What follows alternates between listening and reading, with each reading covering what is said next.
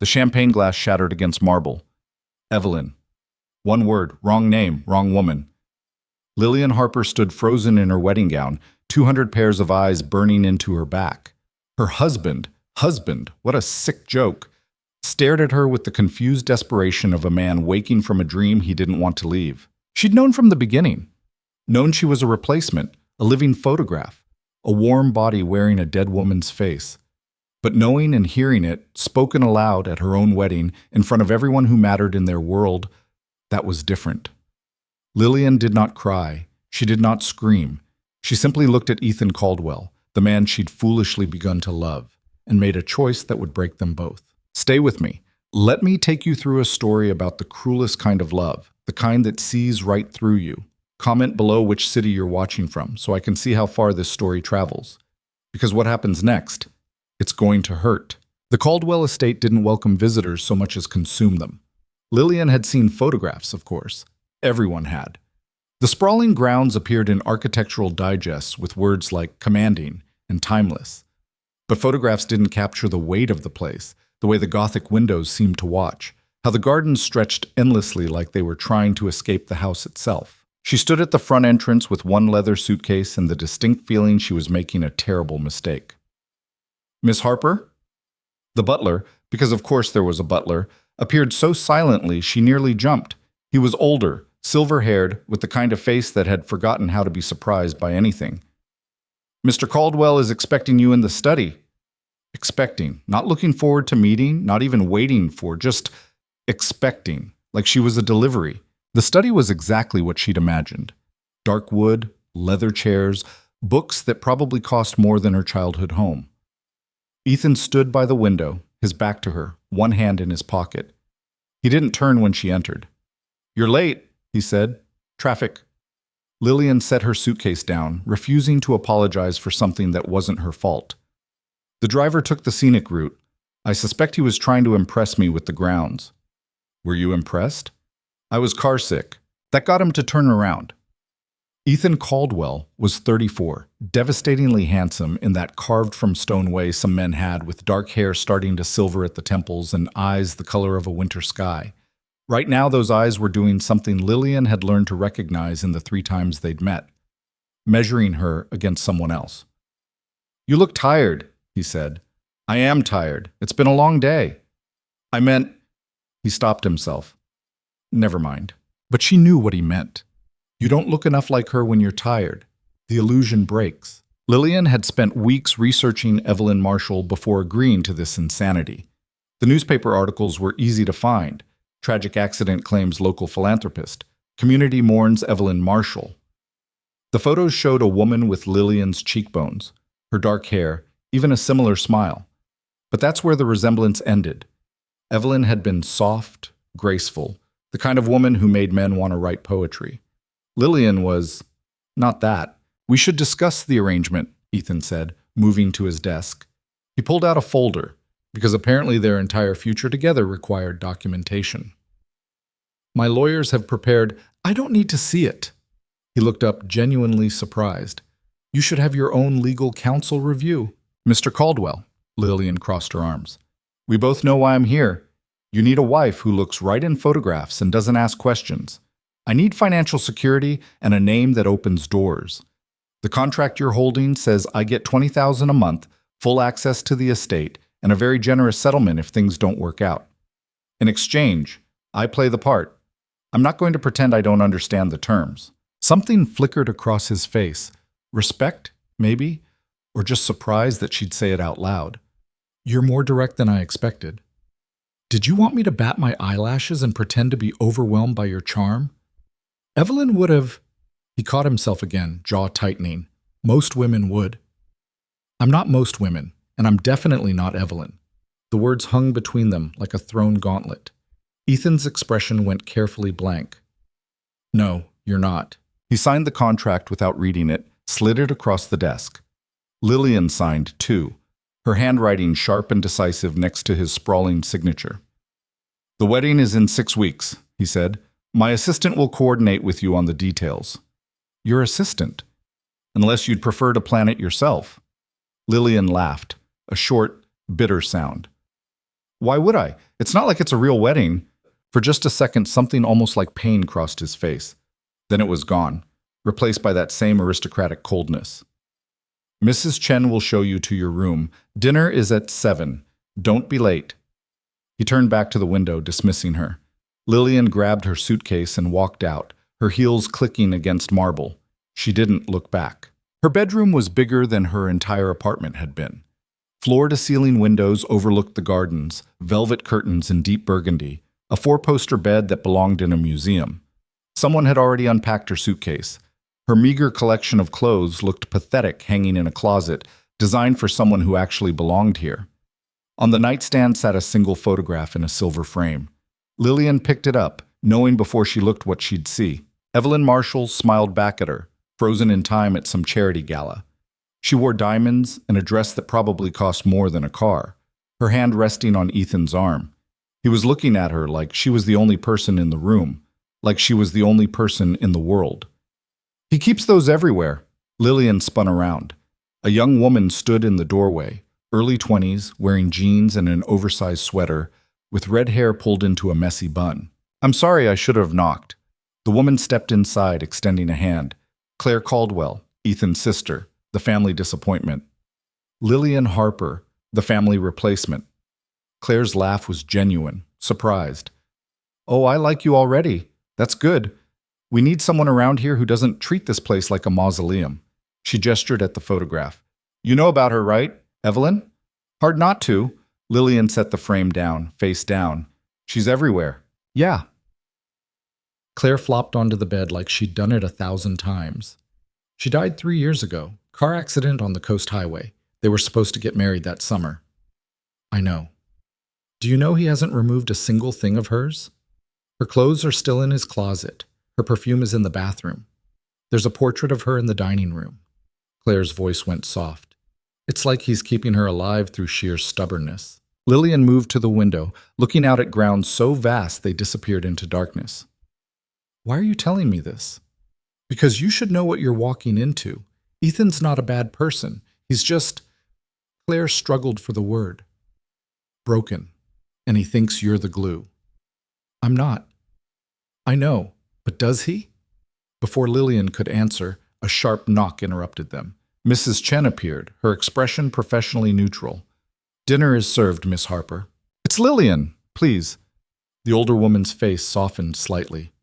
Of course. Lillian. The dining room was exactly as awful as Lillian had imagined. A table that could seat 20, set for 2 at opposite ends like they were strangers sharing a train car. And yes, there was the portrait Claire had mentioned. Evelyn in oils, larger than life, smiling down at them like a benevolent saint. Ethan was already seated, reading something on his phone. You're on time, he said without looking up. You say that like you expected me to fail. I expected you to make an entrance. He finally looked at her, and something in his expression shifted. That dress. Lillian glanced down at her simple black dress. Nothing special, just something she'd owned for years. What about it? Evelyn had one just like it. Of course she did. Should I change? Lillian kept her voice level. No. Ethan set his phone aside. It's fine. You look... It's fine. The meal was painful. They ate in silence, punctuated by the scrape of silverware and the ticking of an antique clock. Lillian counted the seconds between bites, wondering if this was going to be her life now. Quiet dinners with a ghost portrait for company. You went to Columbia, Ethan said suddenly. She looked up. Yes? English literature. You've done your research. I like to know who I'm marrying. Do you? The words came out sharper than she intended. Because from where I'm sitting, you don't seem particularly interested in knowing anything about me at all. His jaw tightened. That's not... You know my degree. My GPA, probably. Where I worked before this. What I had for breakfast last Tuesday. But you don't know me, and you don't want to. That's fine. That's the arrangement. But let's not pretend this is anything other than what it is. Ethan stared at her for a long moment. Then, unexpectedly, he laughed. A rough, humorless sound. Evelyn never talked back. Then you would have been bored within a month. Maybe. He reached for his wine. She was kind, gentle. She saw the good in everyone. Sounds exhausting. She made me want to be better. And what do I make you want to be? The question hung between them. I don't know yet, Ethan said finally. After dinner, Lillian escaped to the library, a massive room filled with books that actually looked read, comfortable chairs worn in by years of use. She found a first edition Austen and curled up by the window, trying to pretend she was anywhere else. You read? She managed not to throw the book. Ethan stood in the doorway, still in his dinner clothes, looking almost uncertain. That's generally what people do in libraries. Evelyn didn't like to read. She said books made her sad. Then Evelyn had terrible taste. Lillian closed the book. What do you want? I wanted to... He stopped, ran a hand through his hair. I was harsh at dinner. You were honest. I prefer that. Do you? Yes. I don't do well with games, Mr. Caldwell. It's Ethan. We're getting married in 6 weeks. You should probably call me by my name. Fine. Ethan. She tested the word, found it tasted bitter. Was there something else? He moved into the room, hands in his pockets, looking at the bookshelves like he'd never really seen them before. I want you to understand something. This arrangement, it's not personal. Isn't it? You're marrying me because I look like someone you lost. That seems pretty personal. I'm marrying you because I need to move forward. The board is getting restless. My mother won't stop calling. Everyone expects me to let go. And marrying my face is letting go? Ethan flinched. That's not... Yes, it is. That's exactly what it is. Lillian stood, setting the book aside carefully. You want permission to keep loving a dead woman while looking like you've moved on. I'm your socially acceptable grief. You make it sound cruel. Because it is cruel, to both of us. They stood there in the lamplight, and for just a second, Lillian saw something real in his expression. Actual pain, actual regret, actual awareness of what they were doing. Then it was gone. 6 weeks, he said. The wedding planner will contact you tomorrow. If you need anything, Mrs. Chen knows where to find me. He left without waiting for a response. Lillian sank back into the chair, suddenly exhausted. Through the window, she could see the gardens stretching into darkness, and beyond them, the lights of the city she'd left behind. She'd made her choice. $20,000 a month, a name that opened doors, security she'd never had growing up in a house where they counted pennies and prayed the electricity wouldn't get shut off. All she had to do was be someone else. How hard could it be? The wedding planner was a terrifying woman named Victoria, who spoke in clipped sentences and seemed personally offended by Lillian's existence. Your measurements don't match, she said, studying Lillian like a specimen. The original bride was 2 inches taller. The original bride is dead. Victoria's expression didn't change. Nevertheless, the hem will need significant alteration. She made a note on her iPad. What are your thoughts on flowers? I like them. White roses or calla lilies, those are your options. What if I want something else? You don't. Victoria swiped through images. The venue is already decorated. White roses match the theme. Lillian looked at the photos. A ballroom decorated exactly how she'd imagined. Elegant, expensive, completely impersonal. This was for Evelyn's wedding, she said slowly. You're using her decorations.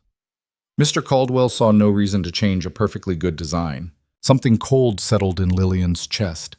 Of course he didn't. The next week was a blur of fittings, tastings, meetings with florists and photographers who kept accidentally calling her Evelyn. Each time Lillian corrected them. Each time they looked embarrassed and didn't do it again. Until the next person did. The dress fitting was the worst. Lillian stood on a platform while 3 women circled her with pins, adjusting ivory silk that had been made for someone else's body. In the mirror, she could see Victoria watching with calculating eyes. The neckline is too low, Victoria announced. I like it. Miss Marshall preferred modest cuts. I'm not Miss Marshall. The seamstresses went very still. Victoria's smile was sharp. Of course, my apologies. We'll keep the neckline as is. But when Lillian came back for the next fitting, the neckline had been raised anyway. She didn't bother complaining. What was the point? This whole wedding was a performance, and she was just an actress who'd signed a contract. At night, she lay in that enormous bed and stared at the ceiling, listening to the house settle around her. Sometimes she heard footsteps in the hallway, Ethan, pacing.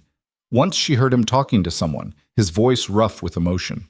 When she checked the next morning, Mrs. Chen mentioned that he often spoke to Evelyn's portrait in his office. It helps him, the older woman said quietly. Keeps her close. Lillian wanted to scream. Instead, she smiled and said, "How nice." 2 weeks before the wedding, Ethan's mother arrived. Catherine Caldwell was everything Lillian had feared. Immaculately dressed, perfectly coiffed, with a smile that never reached her eyes. She swept through the entrance hall like she owned it, which technically she had before Ethan inherited. "So you're the new girl."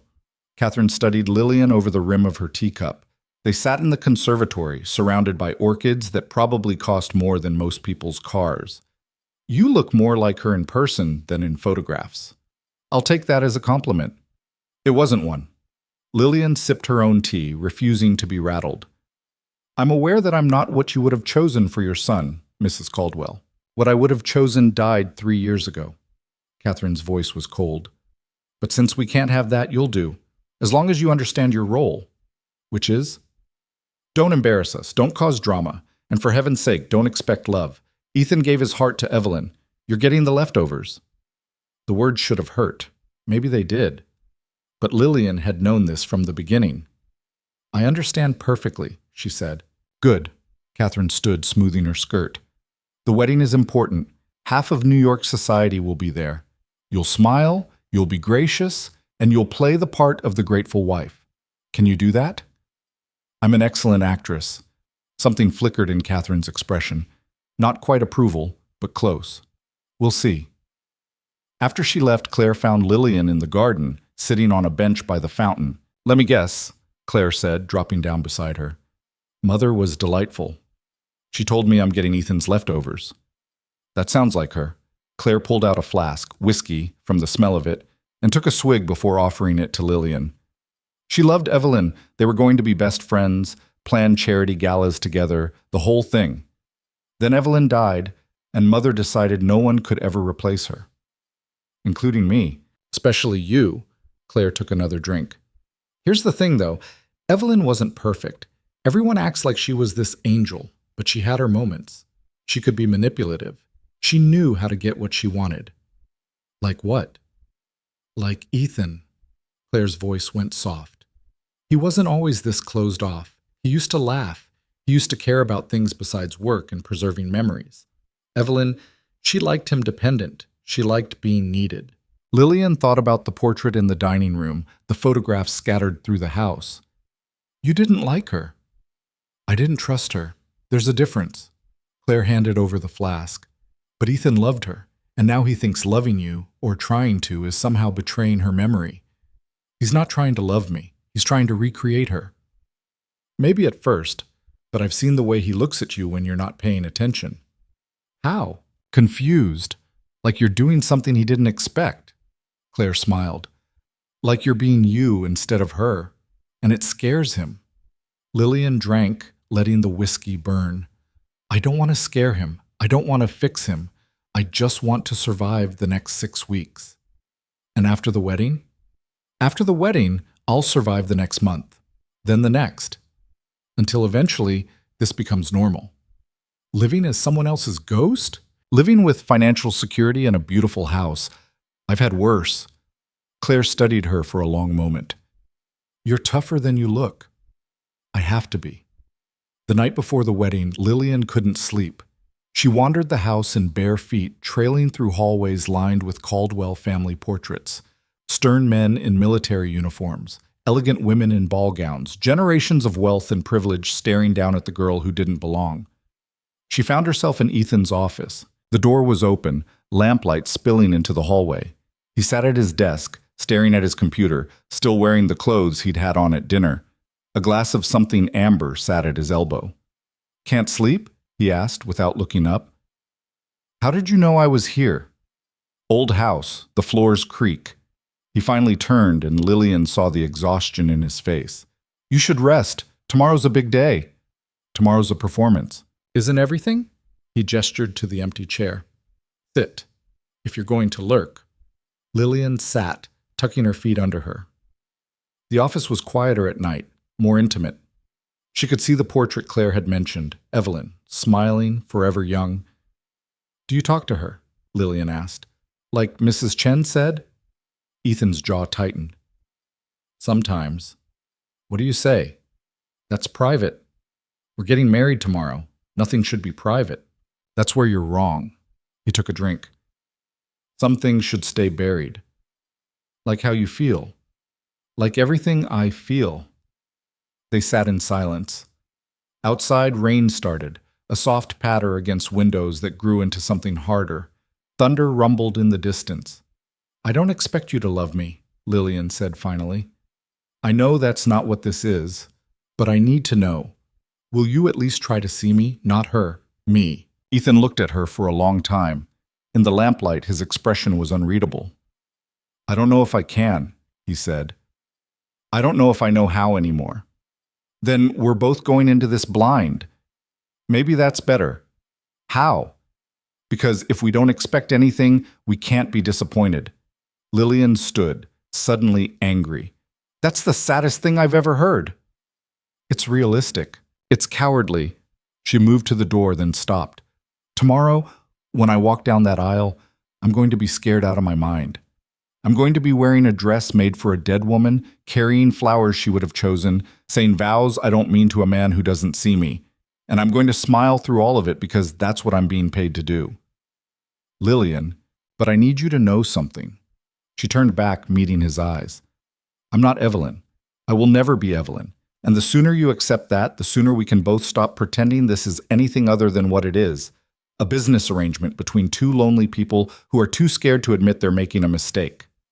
She left before he could respond. Back in her room, Lillian stood at the window and watched the storm roll across the grounds. Lightning illuminated the gardens in brief, brilliant flashes. Tomorrow, she would put on that dress. She would walk down that aisle. She would become Mrs. Ethan Caldwell, and she would start the slow, painful process of learning to be invisible in her own life. The wedding day dawned clear and beautiful, like the universe was mocking her. Lillian sat in front of the mirror while a team of stylists worked on her hair, her makeup, transforming her into something camera-ready. In the reflection, she barely recognized herself. They'd styled her hair exactly like Evelyn's in the photographs, soft waves, pulled back on one side with a diamond clip that had belonged to Ethan's grandmother. "You look beautiful," Victoria said, appearing with the dress. "Perfect." Perfect. Like a doll. Like a replacement. Like exactly what she was. The dress fit like it was made for her now, after all the alterations. Ivory silk, beaded bodice, a train that whispered against the floor. Lillian stood still while they fastened tiny buttons up her back, each one feeling like a lock clicking into place. Claire appeared in the doorway, wearing a bridesmaid dress in soft blue. Her expression said everything she couldn't. "You okay?" she asked quietly. "No." Lillian took a shaky breath. "But I'm doing it anyway." "You don't have to. We could run. I have a car." For a second, Lillian actually considered it. Running, disappearing, going back to her small apartment and her small life where at least she was herself. Then she thought about the eviction notice that had started this whole thing. The debt. The desperation. The relief she'd felt when Ethan's lawyer called with an offer that sounded too good to be true. "I have to," she said. The ceremony was being held in the estate's ballroom, a massive space with vaulted ceilings and crystal chandeliers. 200 guests filled the rows of white chairs, all of them turning to look as Lillian appeared at the entrance. She walked alone. No father to give her away, no family in the front row. Just her, and an aisle that stretched impossibly long, and Ethan waiting at the altar looking like he was attending a funeral.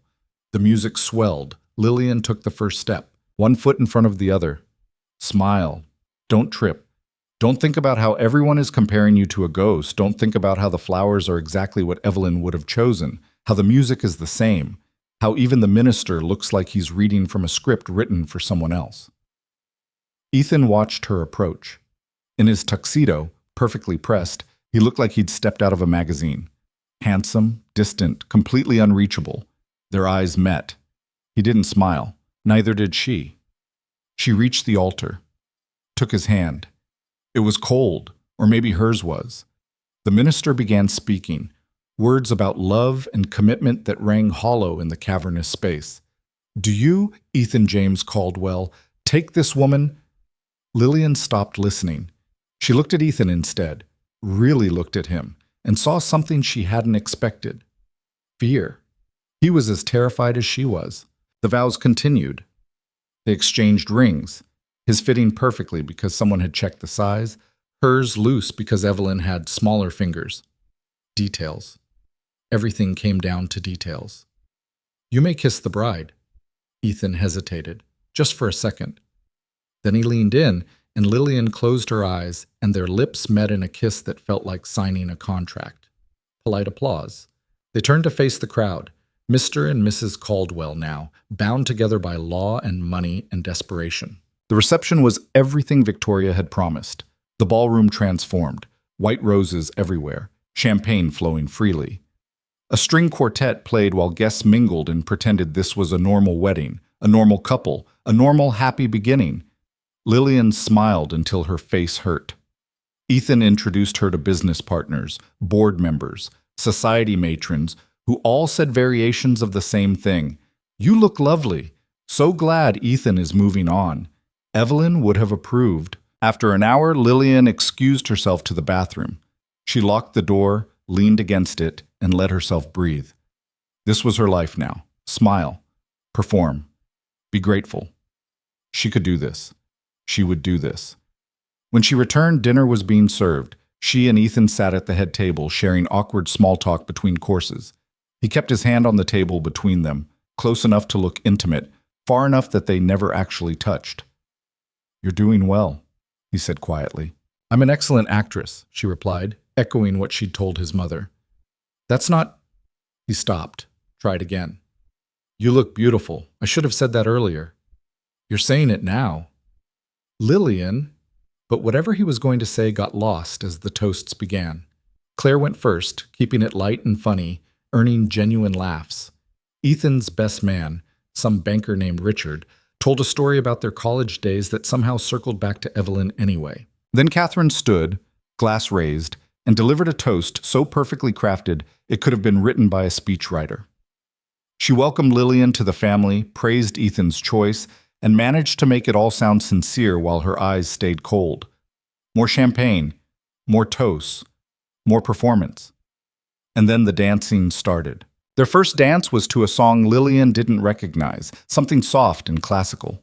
Ethan took her hand, placed his other hand at her waist, and they began to move. He was a good dancer, smooth and practiced.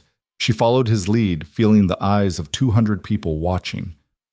"Almost over," he murmured. "The dance or the marriage?" His lips twitched, not quite a smile.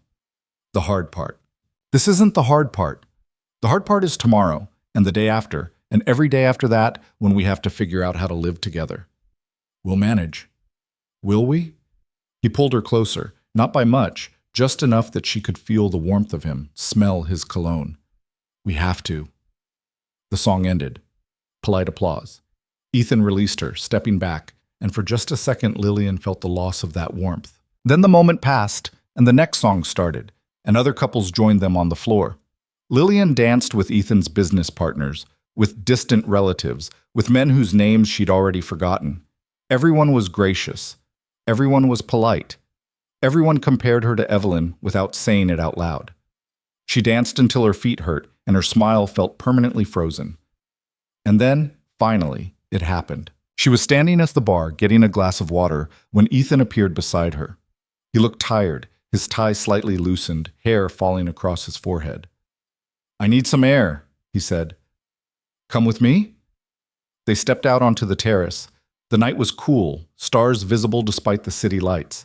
Music drifted from the ballroom, muffled by distance. Out here, they could almost pretend to be alone. "Thank you," Ethan said, "for today, for all of this." "You're welcome." Lillian leaned against the railing. "Your mother seems pleased." "My mother is never pleased, but she's satisfied, which is close enough." "And you? Are you satisfied?" He didn't answer right away. In the darkness, she couldn't read his expression.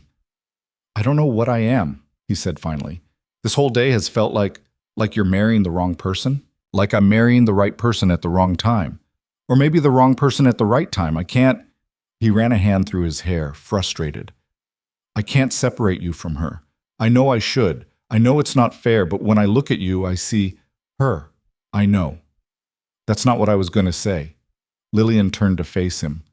Then what were you going to say? Ethan met her eyes, and for the first time since she'd met him, she saw something raw and real break through that careful composure. I see someone brave enough to marry a man who's still in love with a ghost. And I don't know if that makes you foolish or extraordinary. The words hung between them. Before Lillian could respond, the terrace doors opened. Victoria appeared, looking harried. Mr. Caldwell, Mrs. Caldwell, it's time for the toast. Mrs. Caldwell. That was her now. They went back inside, back to the performance. Ethan took a microphone, the room quieting. He looked at Lillian, standing beside him in her borrowed dress, wearing a dead woman's smile, and he opened his mouth to speak. To my beautiful bride, Ethan said into the microphone, his voice carrying across the silent ballroom. Evelyn! The name hit like a physical blow. Lillian felt the entire room freeze. 200 people collectively held their breath. The champagne glass in her hand trembled, but she didn't drop it. She'd been trained too well for that. Ethan's face went white. He blinked, seeming to realize what he'd just said, his mouth opening to correct himself. But the damage was already done, spreading through the crowd like poison in water. Someone coughed. A woman whispered to her companion. Catherine Caldwell's expression didn't change. She'd probably expected this all along. Lillian looked at Ethan, really looked at him, saw the horror in his eyes, the apology forming on his lips, the desperate attempt to salvage what couldn't be saved. And something inside her just broke. Not dramatically, not with tears or screaming, just a quiet, clean snap, like a thread pulled too tight for too long. She set down her champagne glass with perfect composure, smiled at the crowd, that same gracious smile she'd been wearing all day. Then she turned and walked, not ran, walked, head high, shoulders back, every inch the dignified bride. Lillian! Ethan's voice behind her, strangled. She didn't turn around. The crowd parted for her like the Red Sea, their faces blurred together, shock, pity, some barely concealed satisfaction. She made it to the ballroom doors, through them, down the hallway lined with those judging Caldwell portraits. Behind her she heard chaos erupting, voices rising, Ethan calling her name, Claire shouting something. But Lillian kept walking, her heels clicking against marble in a steady rhythm that matched her heartbeat. She made it to the grand staircase before Ethan caught up. Wait, please, just wait. She stopped, turned. He looked wrecked, tie pulled loose, hair disheveled from running his hands through it. It was a mistake, he said, breathless. I wasn't thinking. The lights, the pressure. You called me by her name. I know. At our wedding, in front of everyone. You looked at me and saw her. That's not... He reached for her hand. She stepped back. Lillian, please, I'm sorry. I'm so sorry. Are you? Her voice came out surprisingly steady. Or are you sorry you got caught doing what you've been doing this entire time? That's not fair. Fair? She laughed, a sound edged with something dangerous. You want to talk about fair? I wore her dress. I carried her flowers. I walked down an aisle decorated for her wedding. I smiled while your friends and family compared me to a ghost. And I did it because I thought... She stopped, swallowing hard. It doesn't matter what I thought. It does matter. Tell me. I thought maybe eventually you'd see me. Not her. Me. Lillian met his eyes. But you can't, can you? Because when you look at me, all you see is what you lost. Ethan flinched like she'd slapped him. That's not true. Then what's my favorite book? What? My favorite book. We've been living in the same house for 6 weeks. We got married today. What's my favorite book? He stared at her, mouth opening and closing. My favorite color, she continued, voice getting harder. My birthday. The name of the city where I grew up. What I wanted to be when I was 10 years old. Tell me one thing about me that isn't on my resume or in a background check. Lillian, you can't. Because you never asked. Because you don't care. Because I'm not a person to you. I'm a placeholder. A warm body wearing the right face. That's not... I do care. Do you? She took a step toward him, and he actually backed up. Because from where I'm standing, you married me so you could keep loving a dead woman without everyone calling it pathological. You wanted permission to grieve forever, and I gave it to you. Congratulations. You got exactly what you paid for. The words hung between them like broken glass. Ethan's expression crumbled. Please don't go. We can fix this. I'll do better. No. The word came out final, absolute. You won't. Because you don't want to. And I'm done pretending that's okay. She turned and walked up the stairs, each step feeling like shedding weight. Behind her, Ethan stood frozen, and she wondered if he'd even try to follow. He didn't. Lillian made it to her bedroom, not theirs. They'd never even discussed sharing a room, and locked the door. She stood there for a moment, breathing hard, waiting for the tears to come. They didn't. Instead, she felt something else. Clarity. Cold, sharp, absolute clarity. She'd made a mistake. Not today. 6 weeks ago, when she'd signed that contract and told herself she could live like this. When she'd convinced herself that money and security were worth becoming invisible. Lillian moved to the closet and pulled out her old suitcase, the same one she'd arrived with, shoved to the back behind dresses that cost more than her car. She started packing, methodical and calm. Not everything, just what mattered, what was actually hers. A knock at the door. Lillian? Claire's voice worried. Can I come in? She unlocked it. Claire slipped inside, still in her bridesmaid dress, makeup smudged from what looked like crying. Don't try to stop me, Lillian said, returning to her packing. I'm not here to stop you. I'm here to help. Claire grabbed another bag from the closet. Where are we going? We? You think I'm staying in this mausoleum after watching my brother pull that? I've been looking for an excuse to leave for years. She started throwing clothes into the bag with zero organization. Besides, you'll need someone who knows how to disappear without Mother's private investigators finding you in 3 hours. Despite everything, Lillian felt something warm in her chest. Thank you. Don't thank me yet. She's going to be furious. Claire paused. Are you okay? Stupid question. Of course you're not okay. I'm better than I was an hour ago. Lillian folded a sweater, one she'd bought herself, not one of the designer pieces Victoria had insisted she needed. I spent 6 weeks trying to be someone else, trying to fit into a life that wasn't mine. And tonight, I realized I'd rather be alone in myself than surrounded by people who can't see me. Ethan sees you. No, he doesn't. He sees her face on my body and hopes that's enough. Claire sat on the bed watching Lillian pack. For what it's worth, I think you're doing the right thing. Ethan needs to figure out his own mess. You shouldn't have to be collateral damage. What will you tell him? The truth. That he fucked up and you left, and if he wants you back, he needs to actually figure out who you are first. She grabbed Lillian's hand. But between us, I don't think you should go back. Even if he grovels, even if he promises to change, you deserve better than being someone's second choice. Lillian squeezed her hand, grateful. They finished packing in silence. Lillian changed out of the wedding dress, leaving it puddled on the floor like a shed skin. She put on jeans and a sweater, pulled her hair into a ponytail, scrubbed off the expensive makeup. In the mirror, she barely recognized herself. No, that was wrong. She recognized herself perfectly. For the first time in 6 weeks, she looked like Lillian Harper instead of Evelyn Marshall's replacement. Ready? Claire asked. Lillian took one last look around the room, at the massive bed she'd never felt comfortable in, the closet full of clothes that weren't her style, the photograph of Evelyn she'd turned face down that first night, that someone kept turning back up. She grabbed her suitcase. Let's go. They made it down the servants' staircase, Claire's idea, and out through the kitchen. Mrs. Chen was there, cleaning up from the reception, and she looked at Lillian with something like approval. Safe travels, miss, she said quietly. Thank you for everything. You were always too good for this place. Claire's car was a beat-up Honda that looked wildly out of place among the Mercedes and BMWs in the garage.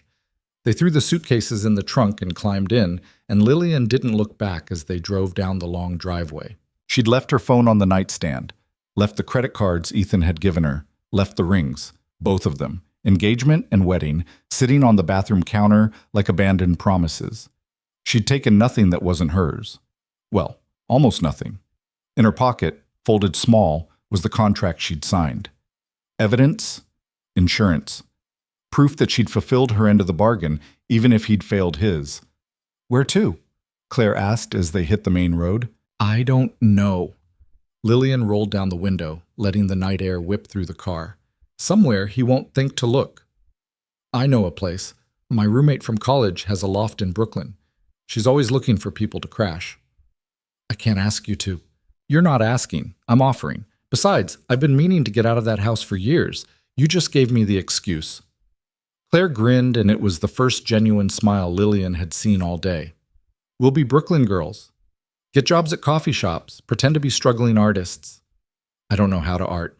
Neither do I. We'll figure it out. They drove through the night, the city sprawling around them, full of lights and possibilities. Lillian felt something she hadn't felt in weeks. Hope.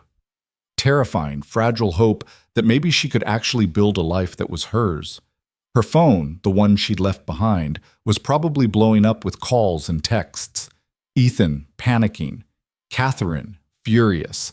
Victoria, calculating the PR damage. Let them panic. She was done being manageable. The loft turned out to be a fourth-floor walk-up in Williamsburg, cramped and chaotic and perfect. Claire's friend Mara was a photographer with purple hair and about 15 piercings, and she took one look at Lillian and said, "Runaway bride."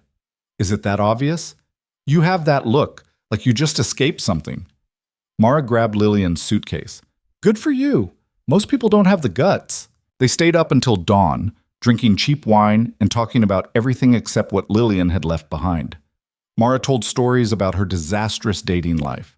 Claire confessed she'd been secretly applying to graduate programs across the country.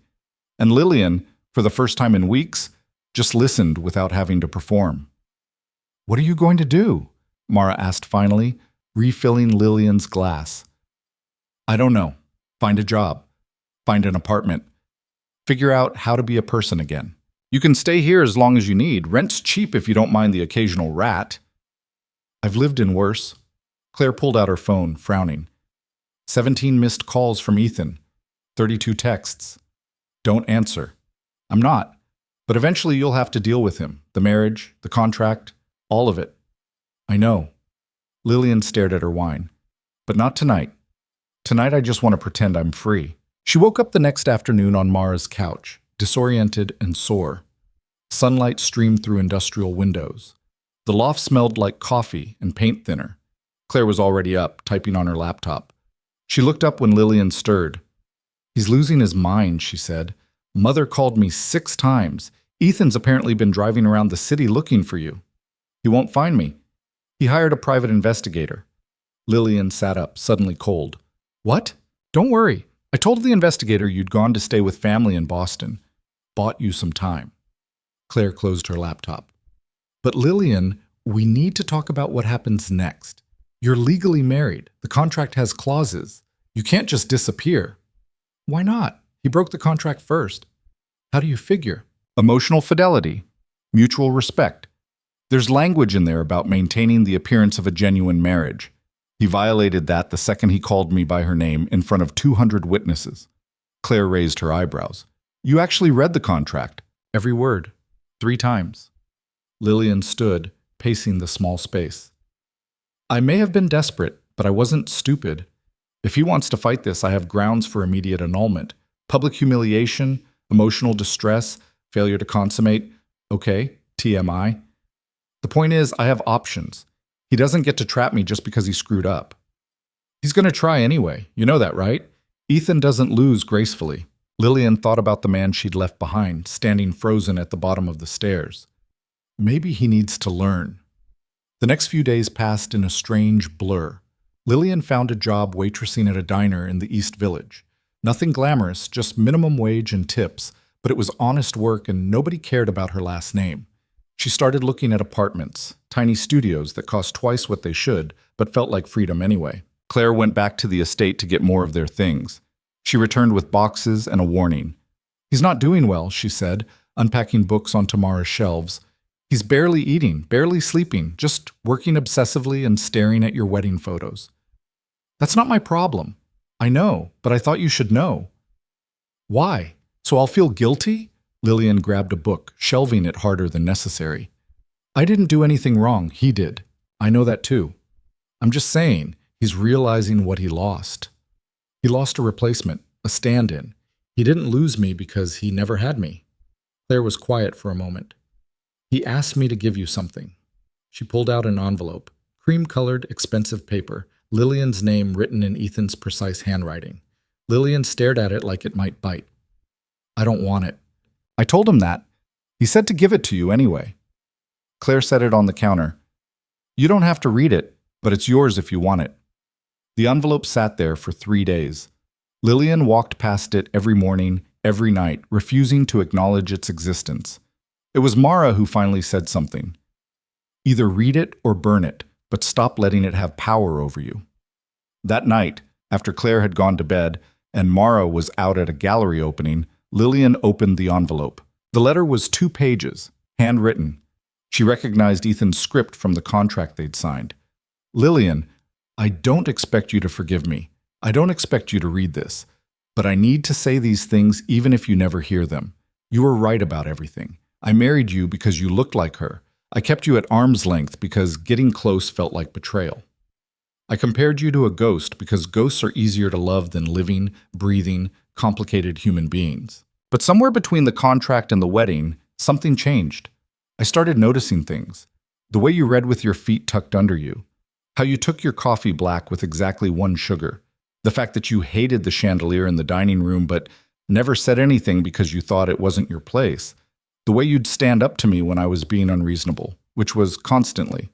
I started noticing you, and it terrified me. Because if I admitted I was falling in love with Lillian Harper instead of Evelyn Marshall's replacement, I'd have to admit that Evelyn was really gone, that I couldn't get her back, that moving forward meant letting go. I wasn't ready. I'm still not ready. But that's my problem, not yours.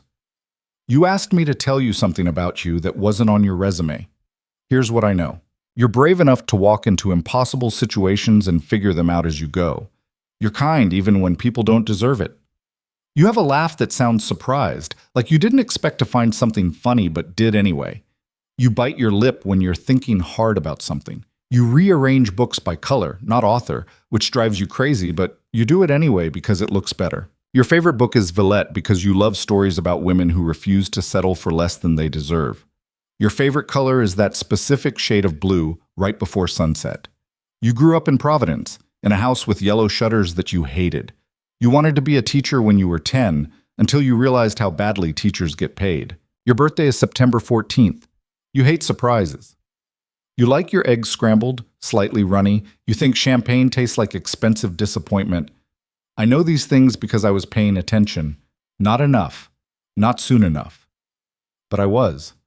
I don't deserve another chance. I know that.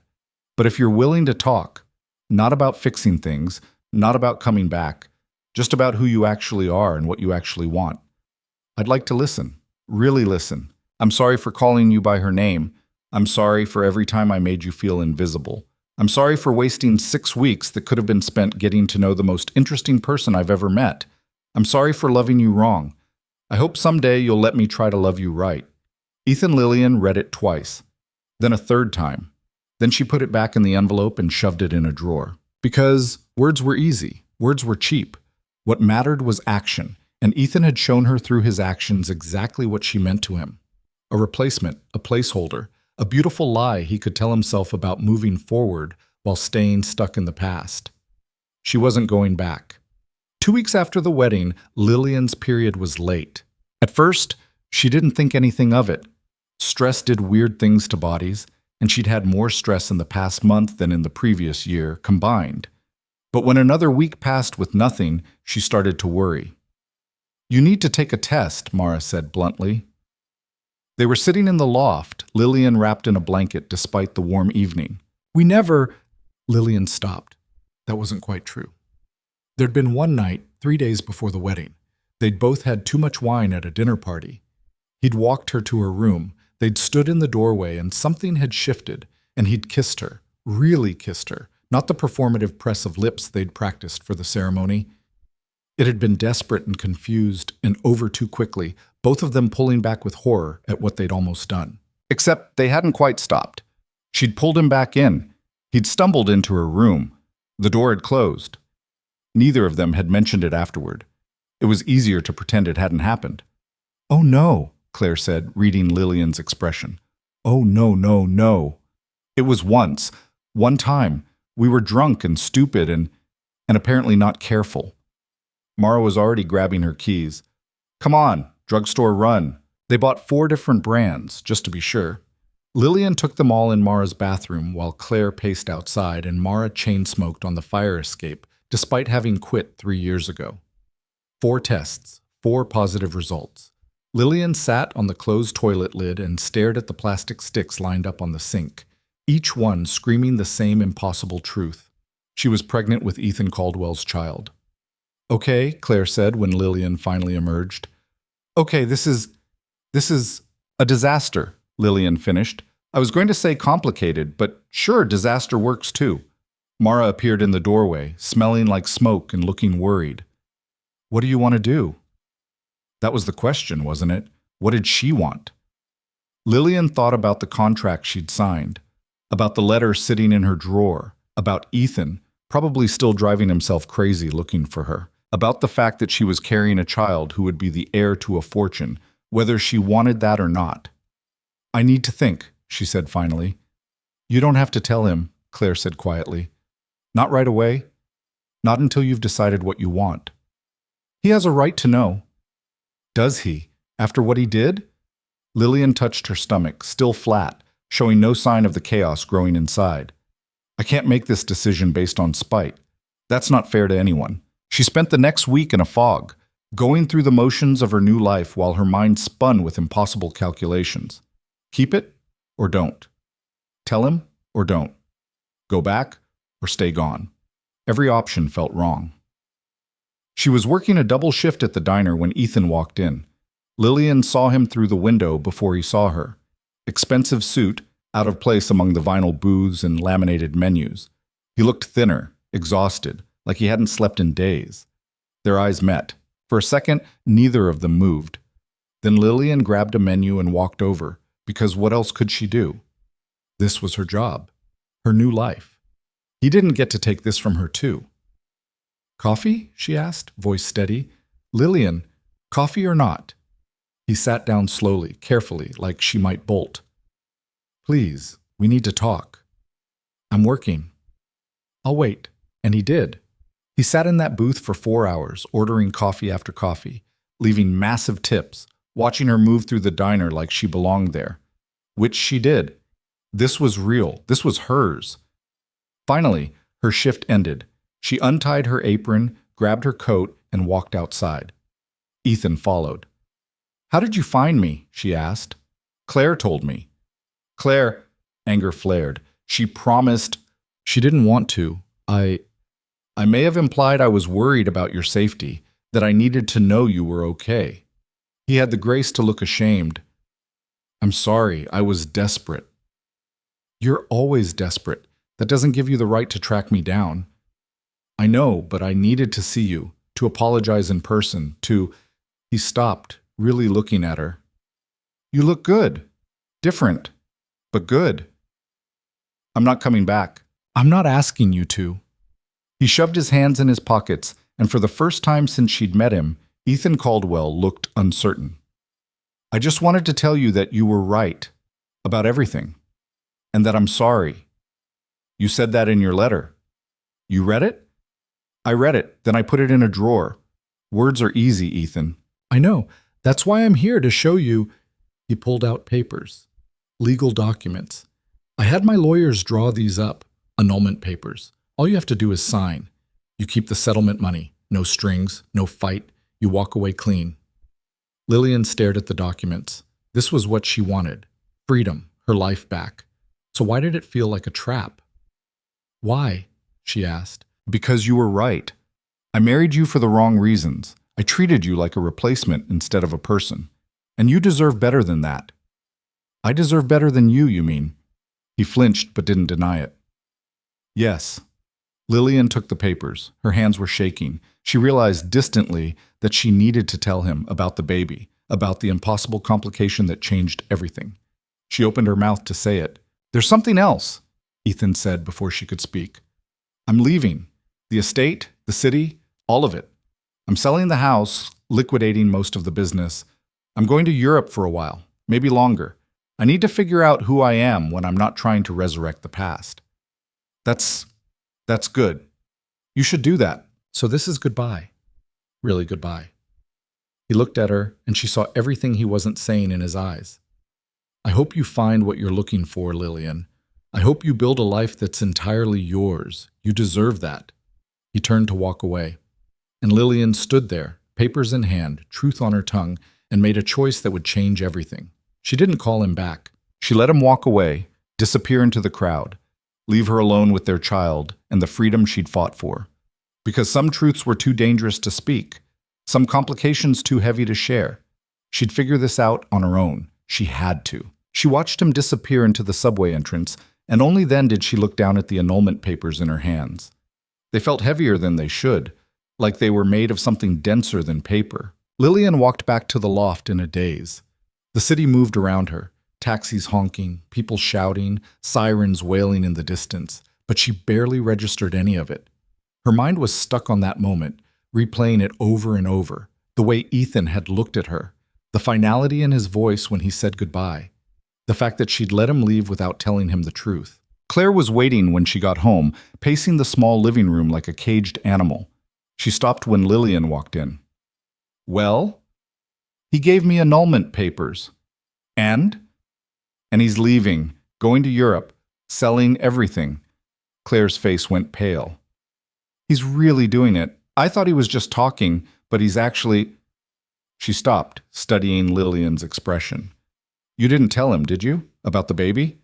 No. Lillian, don't. Lillian threw the papers on the counter. Don't tell me what I should have done. I made a choice. A choice to raise his child alone? To let him leave the country without knowing he's going to be a father? A choice to protect my child from growing up as a replacement for a dead woman's ghost. Lillian's voice cracked. You said it yourself, I shouldn't go back, even if he grovels, even if he promises to change. You said I deserve better. I did say that, and I meant it. But this is different. This isn't about you and Ethan anymore. Exactly. It's about this baby. And I won't bring a child into that house, into that life, where every single day they'll be measured against some impossible standard, where they'll see their father staring at portraits of the woman he really loved. I won't do that. Claire sat down heavily. So what are you going to do? I'm going to sign the papers, take the settlement money, find a real apartment, get a real job, raise my child in a life that's actually mine. Lillian touched her still flat stomach. Without him. And when the baby looks like him, when it has his eyes, his smile, you don't think that's going to destroy you? The question hit harder than Claire probably intended. Lillian had already thought about it late at night when she couldn't sleep. Already imagined holding a child who had Ethan's dark hair, his sharp cheekbones, those winter sky eyes. I'll deal with it, she said. But dealing with it turned out to be harder than she'd anticipated. The first trimester was brutal. Morning sickness that lasted all day, exhaustion so profound she could barely stand through her shifts at the diner. She lost weight instead of gaining it, her clothes hanging looser even as her secret grew heavier. Mara noticed first. She found Lillian throwing up in the bathroom one morning and put it together immediately. How far along? She asked, handing over a damp towel. 10 weeks? Does he know? No, and he's not going to. Mara didn't argue, which Lillian appreciated. She just helped her up, made her tea, and said, You're going to need to see a doctor, like, soon. The clinic was in Queens, cheap and anonymous. Lillian filled out forms using her maiden name, Harper, not Caldwell, and paid in cash from the settlement money Ethan had insisted she keep. The irony wasn't lost on her. The doctor was a tired-looking woman in her 50s who'd probably seen everything twice. First pregnancy? She asked, rolling the ultrasound wand across Lillian's stomach. Yes. Father in the picture? No. The doctor nodded, like this was the most normal thing in the world. Maybe it was. Well, everything looks good. Strong heartbeat. Due date looks like late February, early March. Lillian stared at the grainy image on the screen. It barely looked human, just a blob with a flickering spot in the middle. But it was hers, real and hers, and growing inside her whether she was ready or not. "Do you want to hear the heartbeat?" the doctor asked. "Yes." The sound filled the room, fast and strong, like a tiny drum. Lillian felt something crack open in her chest, something she'd been keeping carefully locked. She was going to be a mother. The realization hit her in the clinic parking lot, sudden and overwhelming. She sat in her car, a beat-up Honda she'd bought with settlement money, and cried for the first time since leaving the estate. Not sad tears, not angry tears, just tears for everything she'd lost and everything she was about to gain. Her phone buzzed. A text from Claire. "Mother knows you're pregnant." Lillian's blood went cold. She called immediately. "How?" she demanded when Claire answered. The investigator Ethan hired kept digging after he left. Found the clinic visit. Reported back to Mother because apparently he's still on her payroll too. Claire sounded furious. "She called me an hour ago. She's on her way to New York." "When?" "Her flight lands in 2 hours." Lillian started the car, hands shaking. "I need to leave. Right now." "Where are you going to go?" "I don't know. Somewhere she won't find me." "Lillian, you can't just run forever. Eventually you're going to have to. I can run long enough to have this baby in peace. That's all I need." She hung up and drove. Not to the loft. Catherine would go there first. Instead, she headed upstate, toward the small towns that dotted the Hudson Valley. Places where people minded their own business, and a pregnant woman alone didn't raise too many questions. She found a motel outside a town called Millbrook. Paid cash for a week. Gave a fake name. The room smelled like cigarettes and pine sol, but it had a door that locked and a bed that was marginally clean. Good enough. That night, lying in the dark and listening to trucks rumble past on the highway, Lillian made a plan.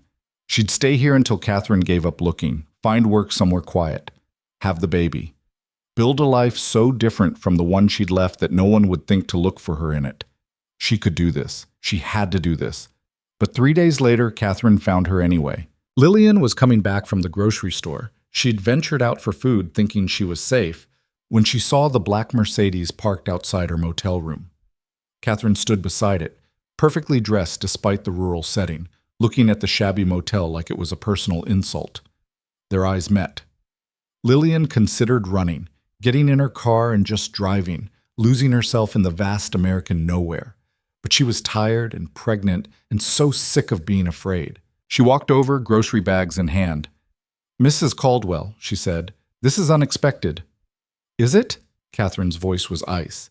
"You disappear for weeks. You're carrying my grandchild. And you think I wouldn't find you?" "I'm not carrying your grandchild. I'm carrying my child. There's a difference." "Semantics. That baby is a Caldwell, which means it's my concern." Lillian set down the groceries. "What do you want?" "I want you to stop being foolish. Come back to the estate. We'll handle this properly." "Properly meaning what? You control my pregnancy, my child, my entire life?"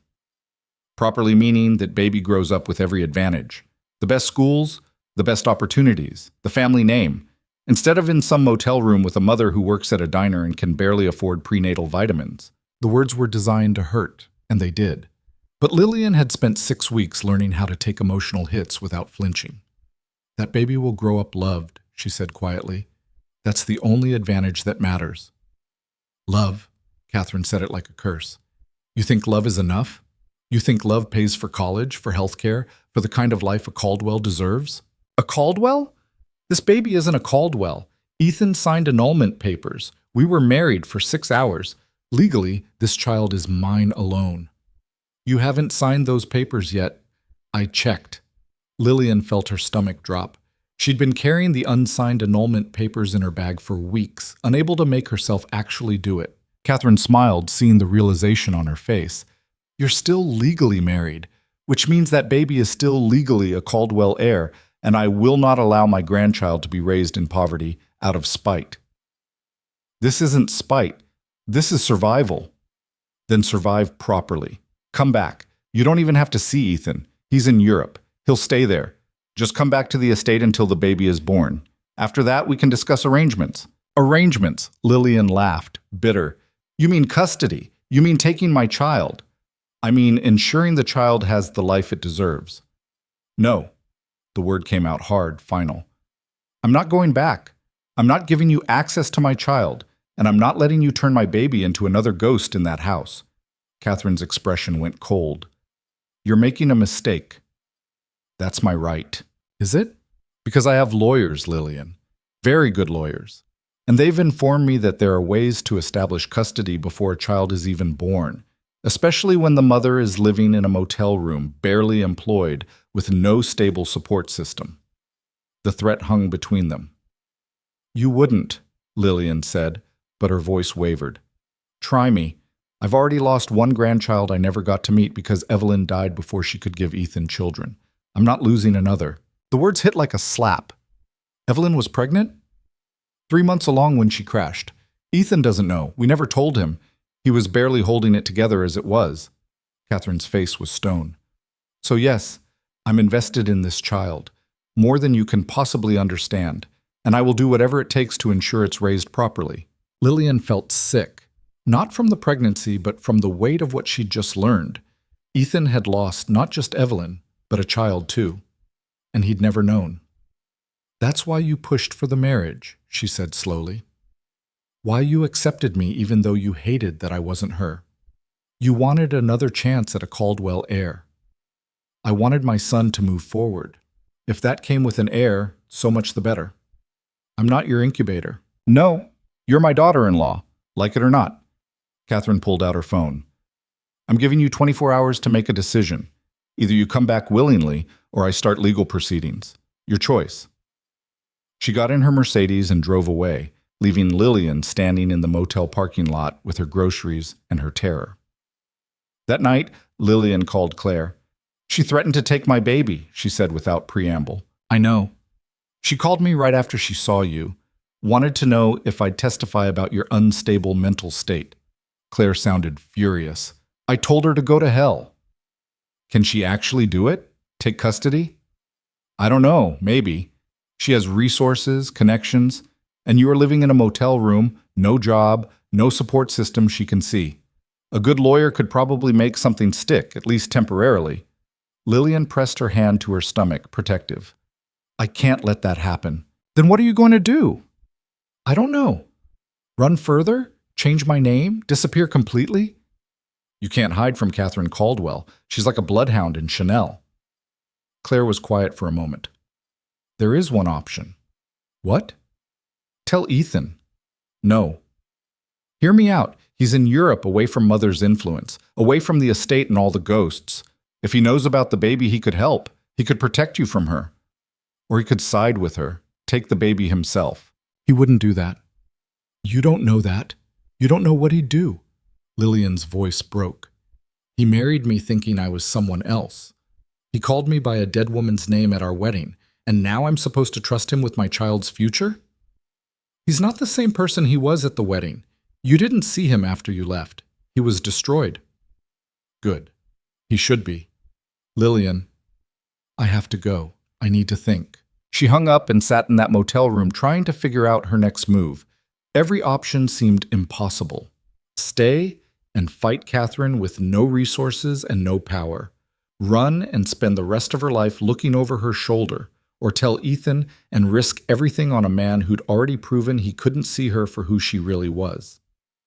The baby kicked for the first time that night. Just a flutter, barely noticeable. But it was enough. Lillian made her decision. She packed her bags, left the motel at 3 a.m., and drove south. Not to New York. Not to anywhere Catherine would think to look. She drove until she hit Virginia, then kept going into North Carolina. Found a small town called Asheville, nestled in the mountains. The kind of place where people came to disappear. She rented a studio apartment above a bookstore. Got a job at a cafe that paid under the table and didn't ask questions.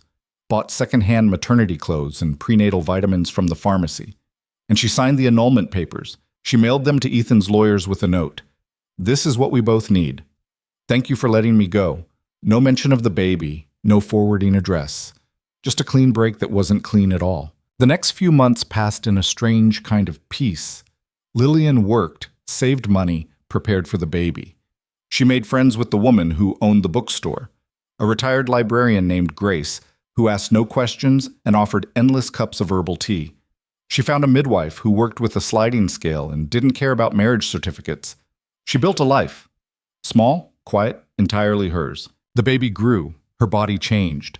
She felt kicks and rolls and hiccups, each one a reminder that she wasn't alone anymore, that she was responsible for another life. It was terrifying. It was wonderful. It was nothing like she'd imagined. She was 7 months pregnant, working a morning shift at the cafe when Claire walked in. Lillian dropped the coffee pot. It shattered on the floor, hot liquid spreading across tile. "Sorry," Claire said, looking guilty. "I should have called first." "How did you find me?"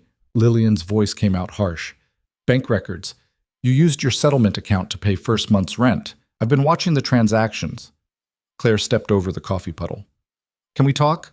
Please?" They sat in the back corner, away from other customers. Claire looked different, thinner, tired, like she'd been carrying something heavy. "You can't be here," Lillian said. "If you found me, Catherine can find me." "She doesn't know. I didn't tell her. Yet. Ever. I'm not her spy, Lillian. I'm your friend." Claire reached across the table, but Lillian pulled back. "I came because you need to know something. Ethan's coming back."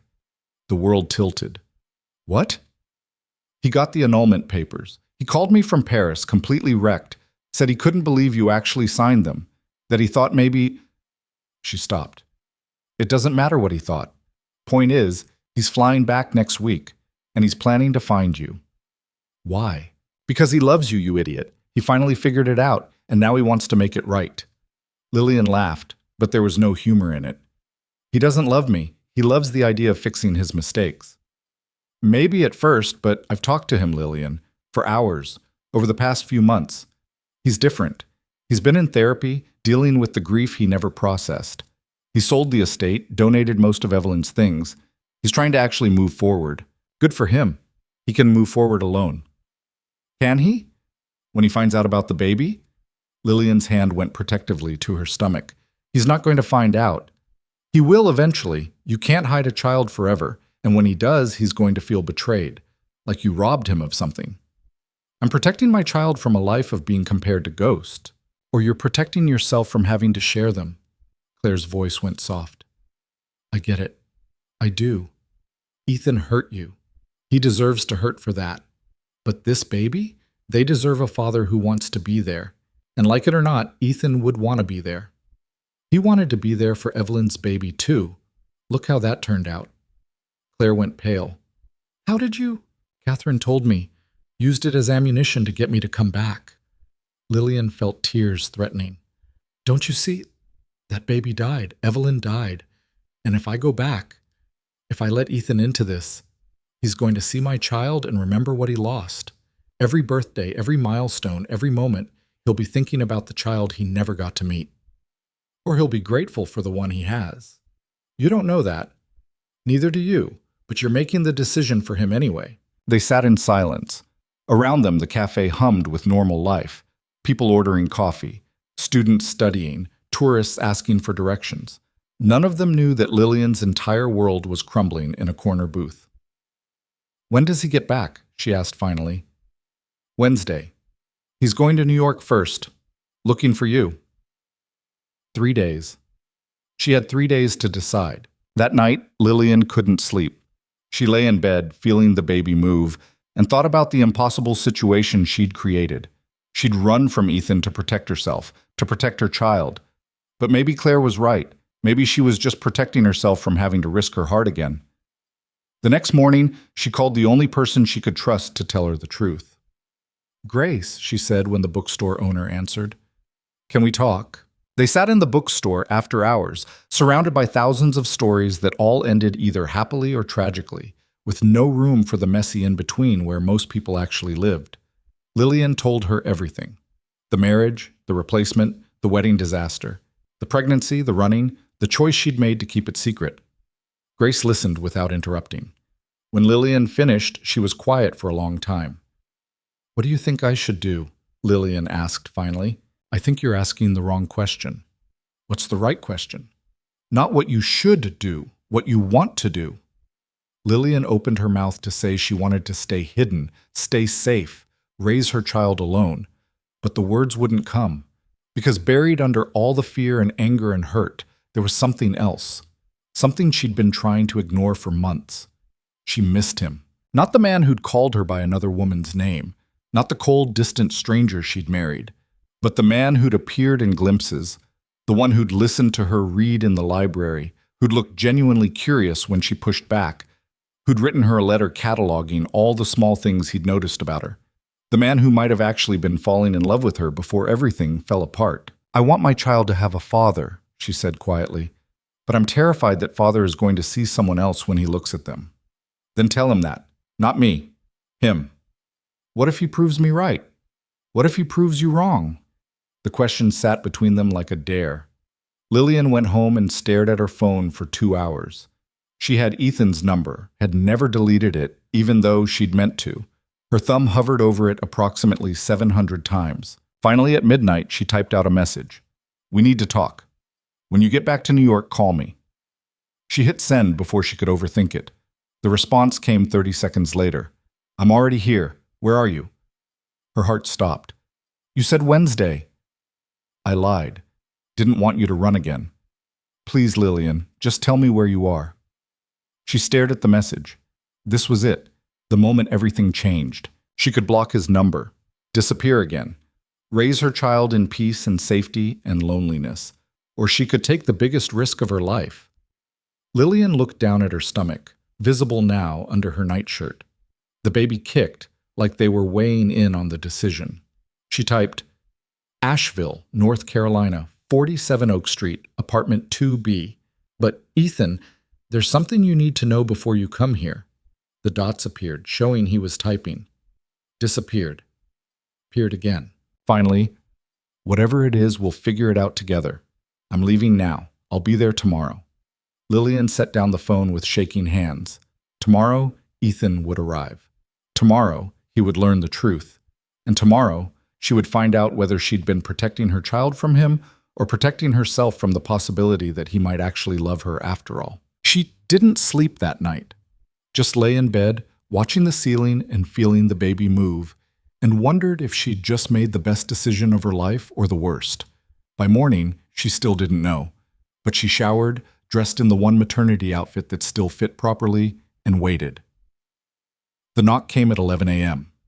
Lillian opened the door. Ethan stood there, looking like he'd driven straight through without stopping, disheveled, exhausted, and so heartbreakingly hopeful it made her chest ache.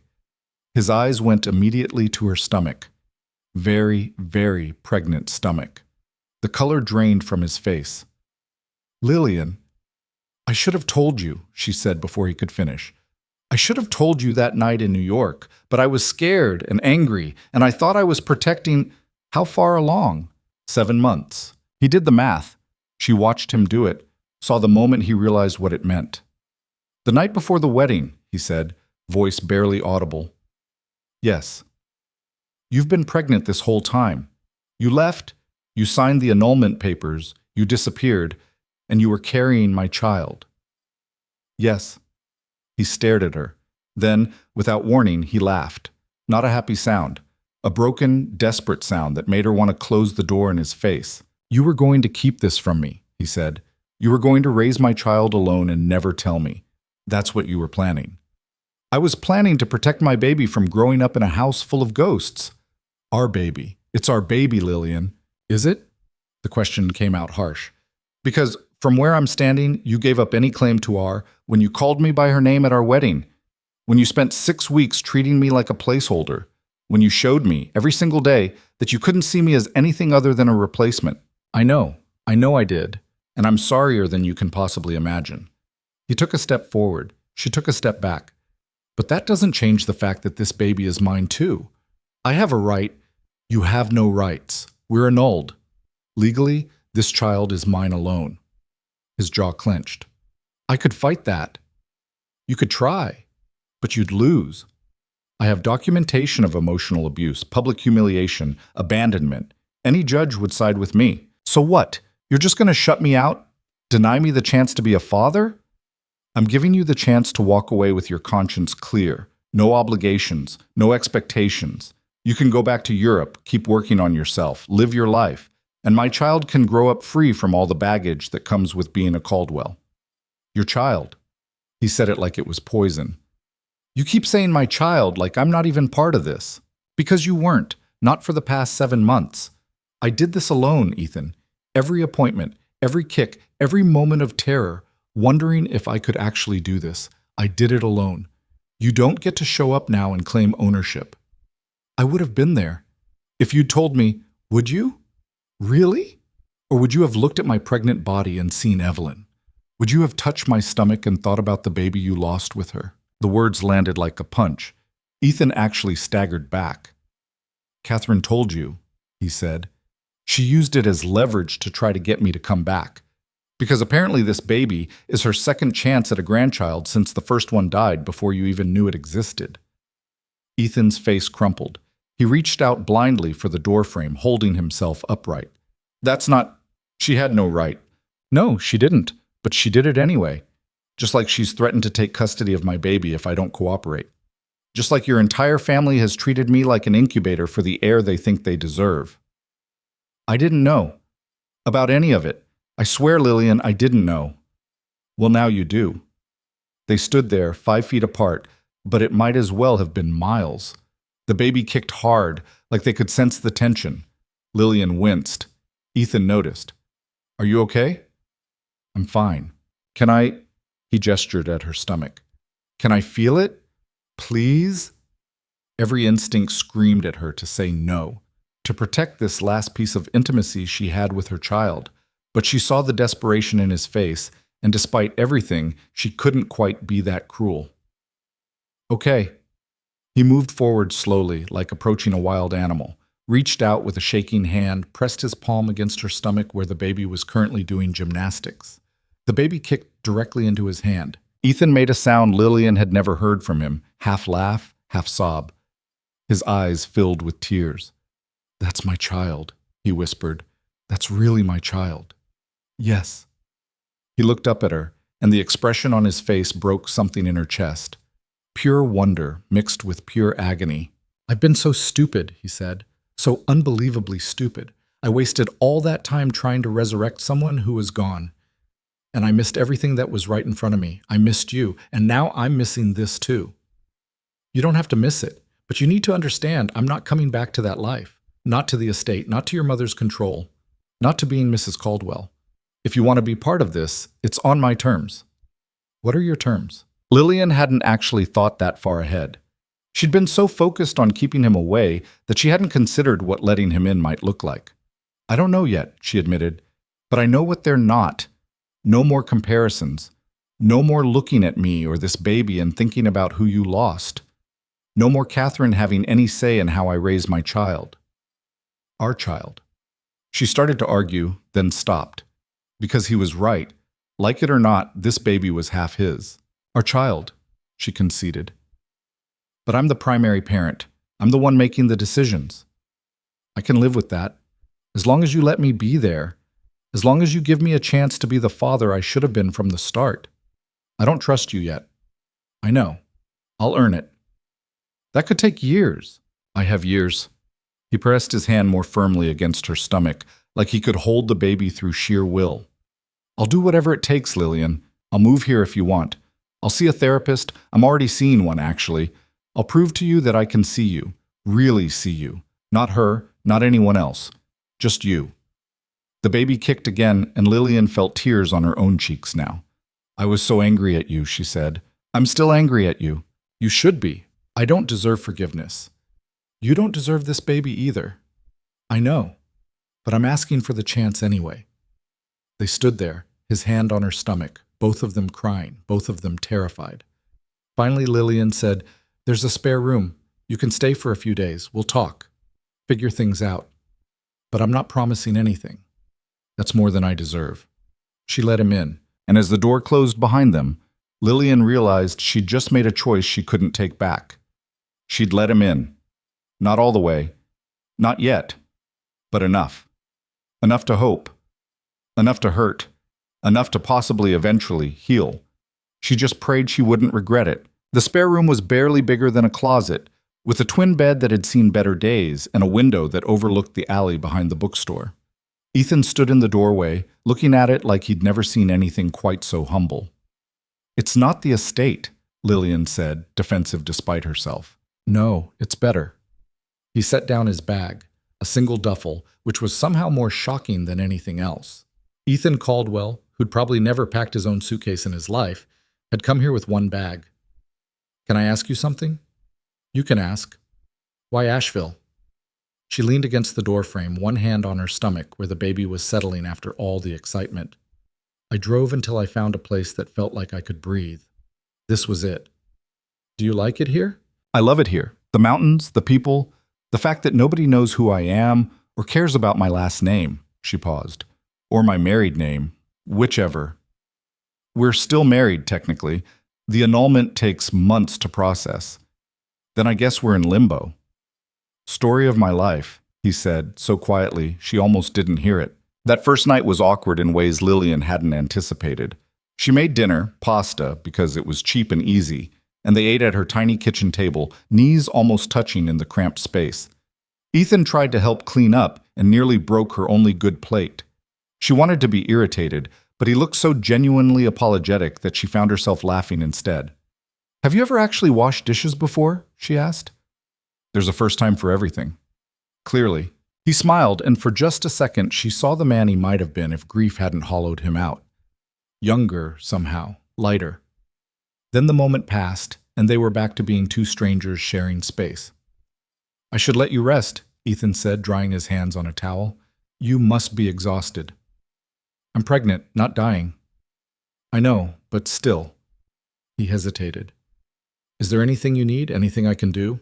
"You cannot hover. I've been doing this alone for months. I don't need a keeper now." "Right. Of course." He looked like she'd slapped him. "Good night, then." She felt guilty as she watched him retreat to the spare room, but not guilty enough to call him back. This was her space, her life, her baby.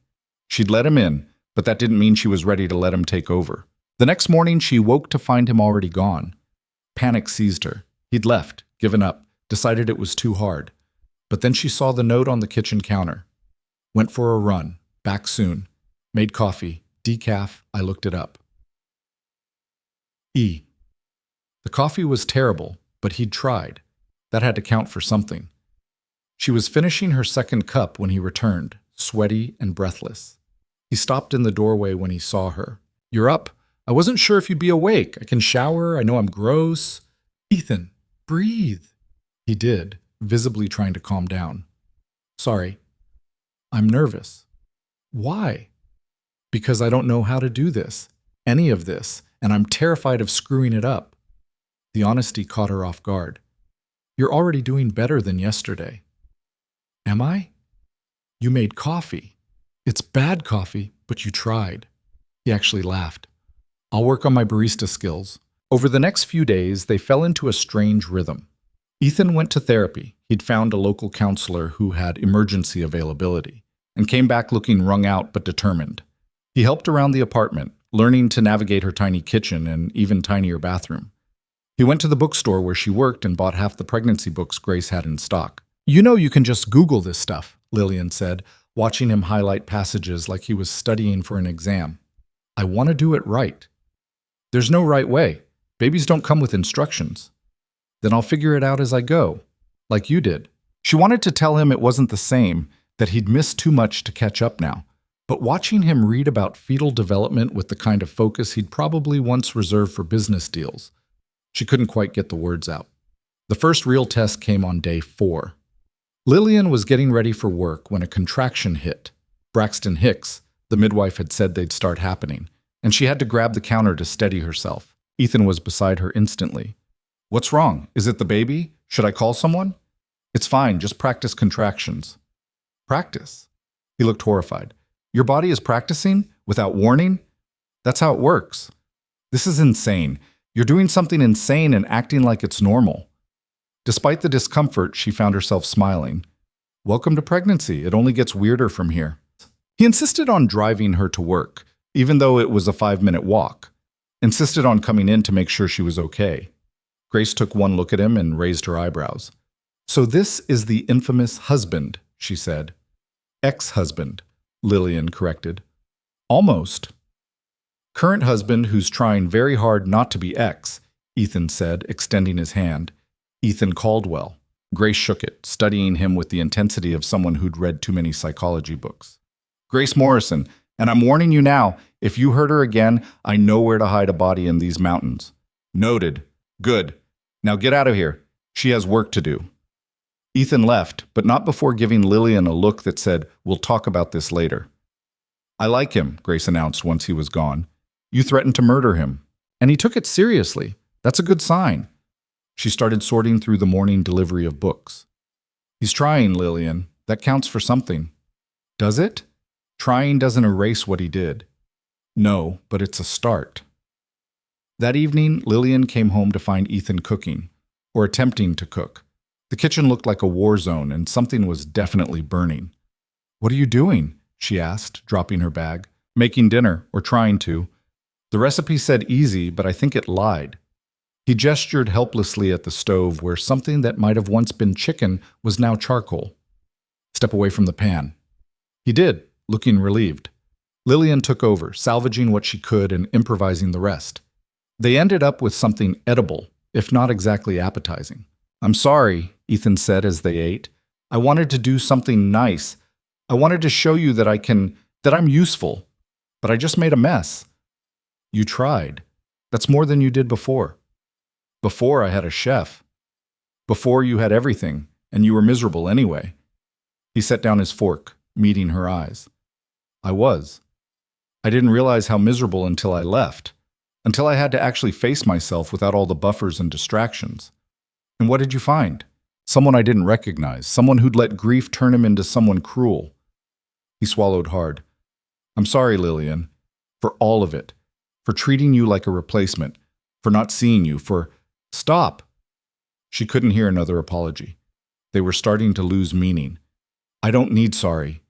I need to know what happens next, when the baby comes, when this gets real.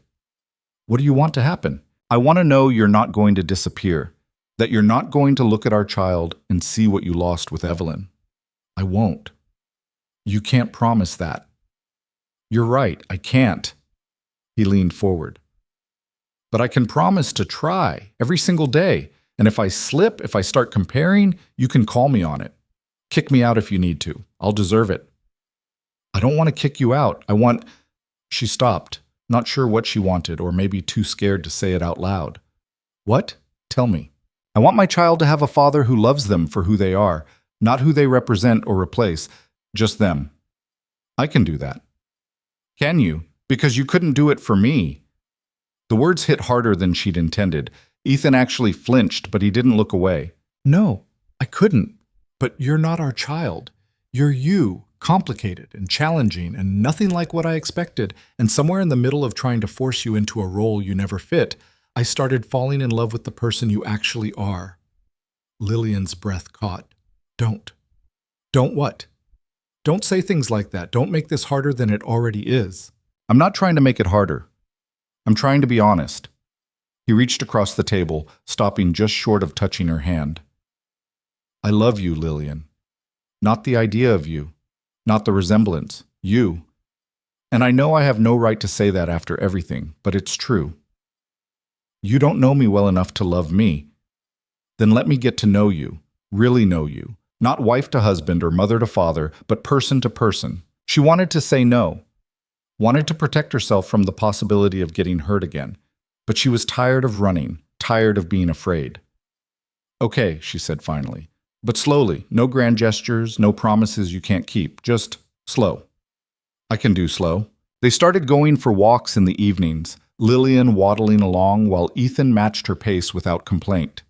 He asked questions, real questions, not polite small talk. What books did she love? What had she wanted to be as a kid? What made her laugh? She answered honestly, surprised by how much she had to say when someone actually listened.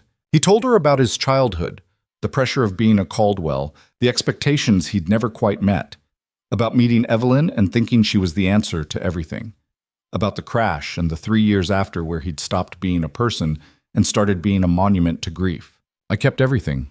he admitted one night. They were sitting on a bench in a small park, watching the sun set over the mountains. Her clothes, her perfume, her books. I turned our life together into a museum. And then I expected you to live in it. Why? Because letting go felt like killing her all over again.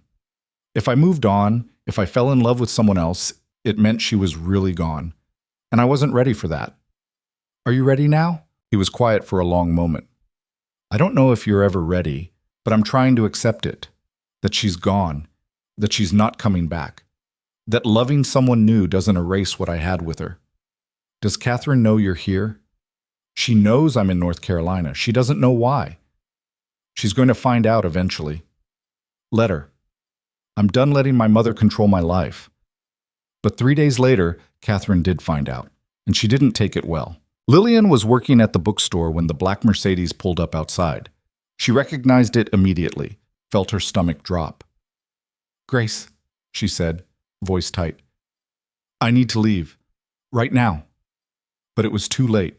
Catherine was already walking in, immaculate as always, scanning the small space with barely concealed disdain. "So this is where you've been hiding," she said, spotting Lillian behind the counter. "How quaint." "Mrs. Caldwell, what a surprise." "I'm sure it is." Catherine moved closer, and Lillian saw several customers watching with interest. "We need to talk, privately." "I'm working." "I'm sure your employer can spare you for 10 minutes. Grace appeared from the back room, all 5 feet of her bristling with protective fury. "Actually, I can't. We're short-staffed today." Catherine looked at Grace like she was something stuck to her shoe.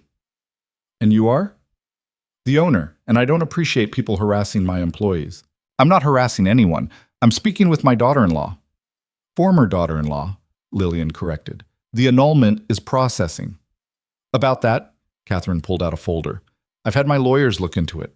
Turns out there's a rather significant complication." Lillian's blood went cold. "What complication?" "The pregnancy. In New York State, you can't annul a marriage if there's a child involved. The marriage stays valid until after the birth, and a separate custody arrangement is made." "That's not—" "I don't live in New York anymore. But you were married there. The marriage was registered there. New York law applies." Catherine's smile was sharp.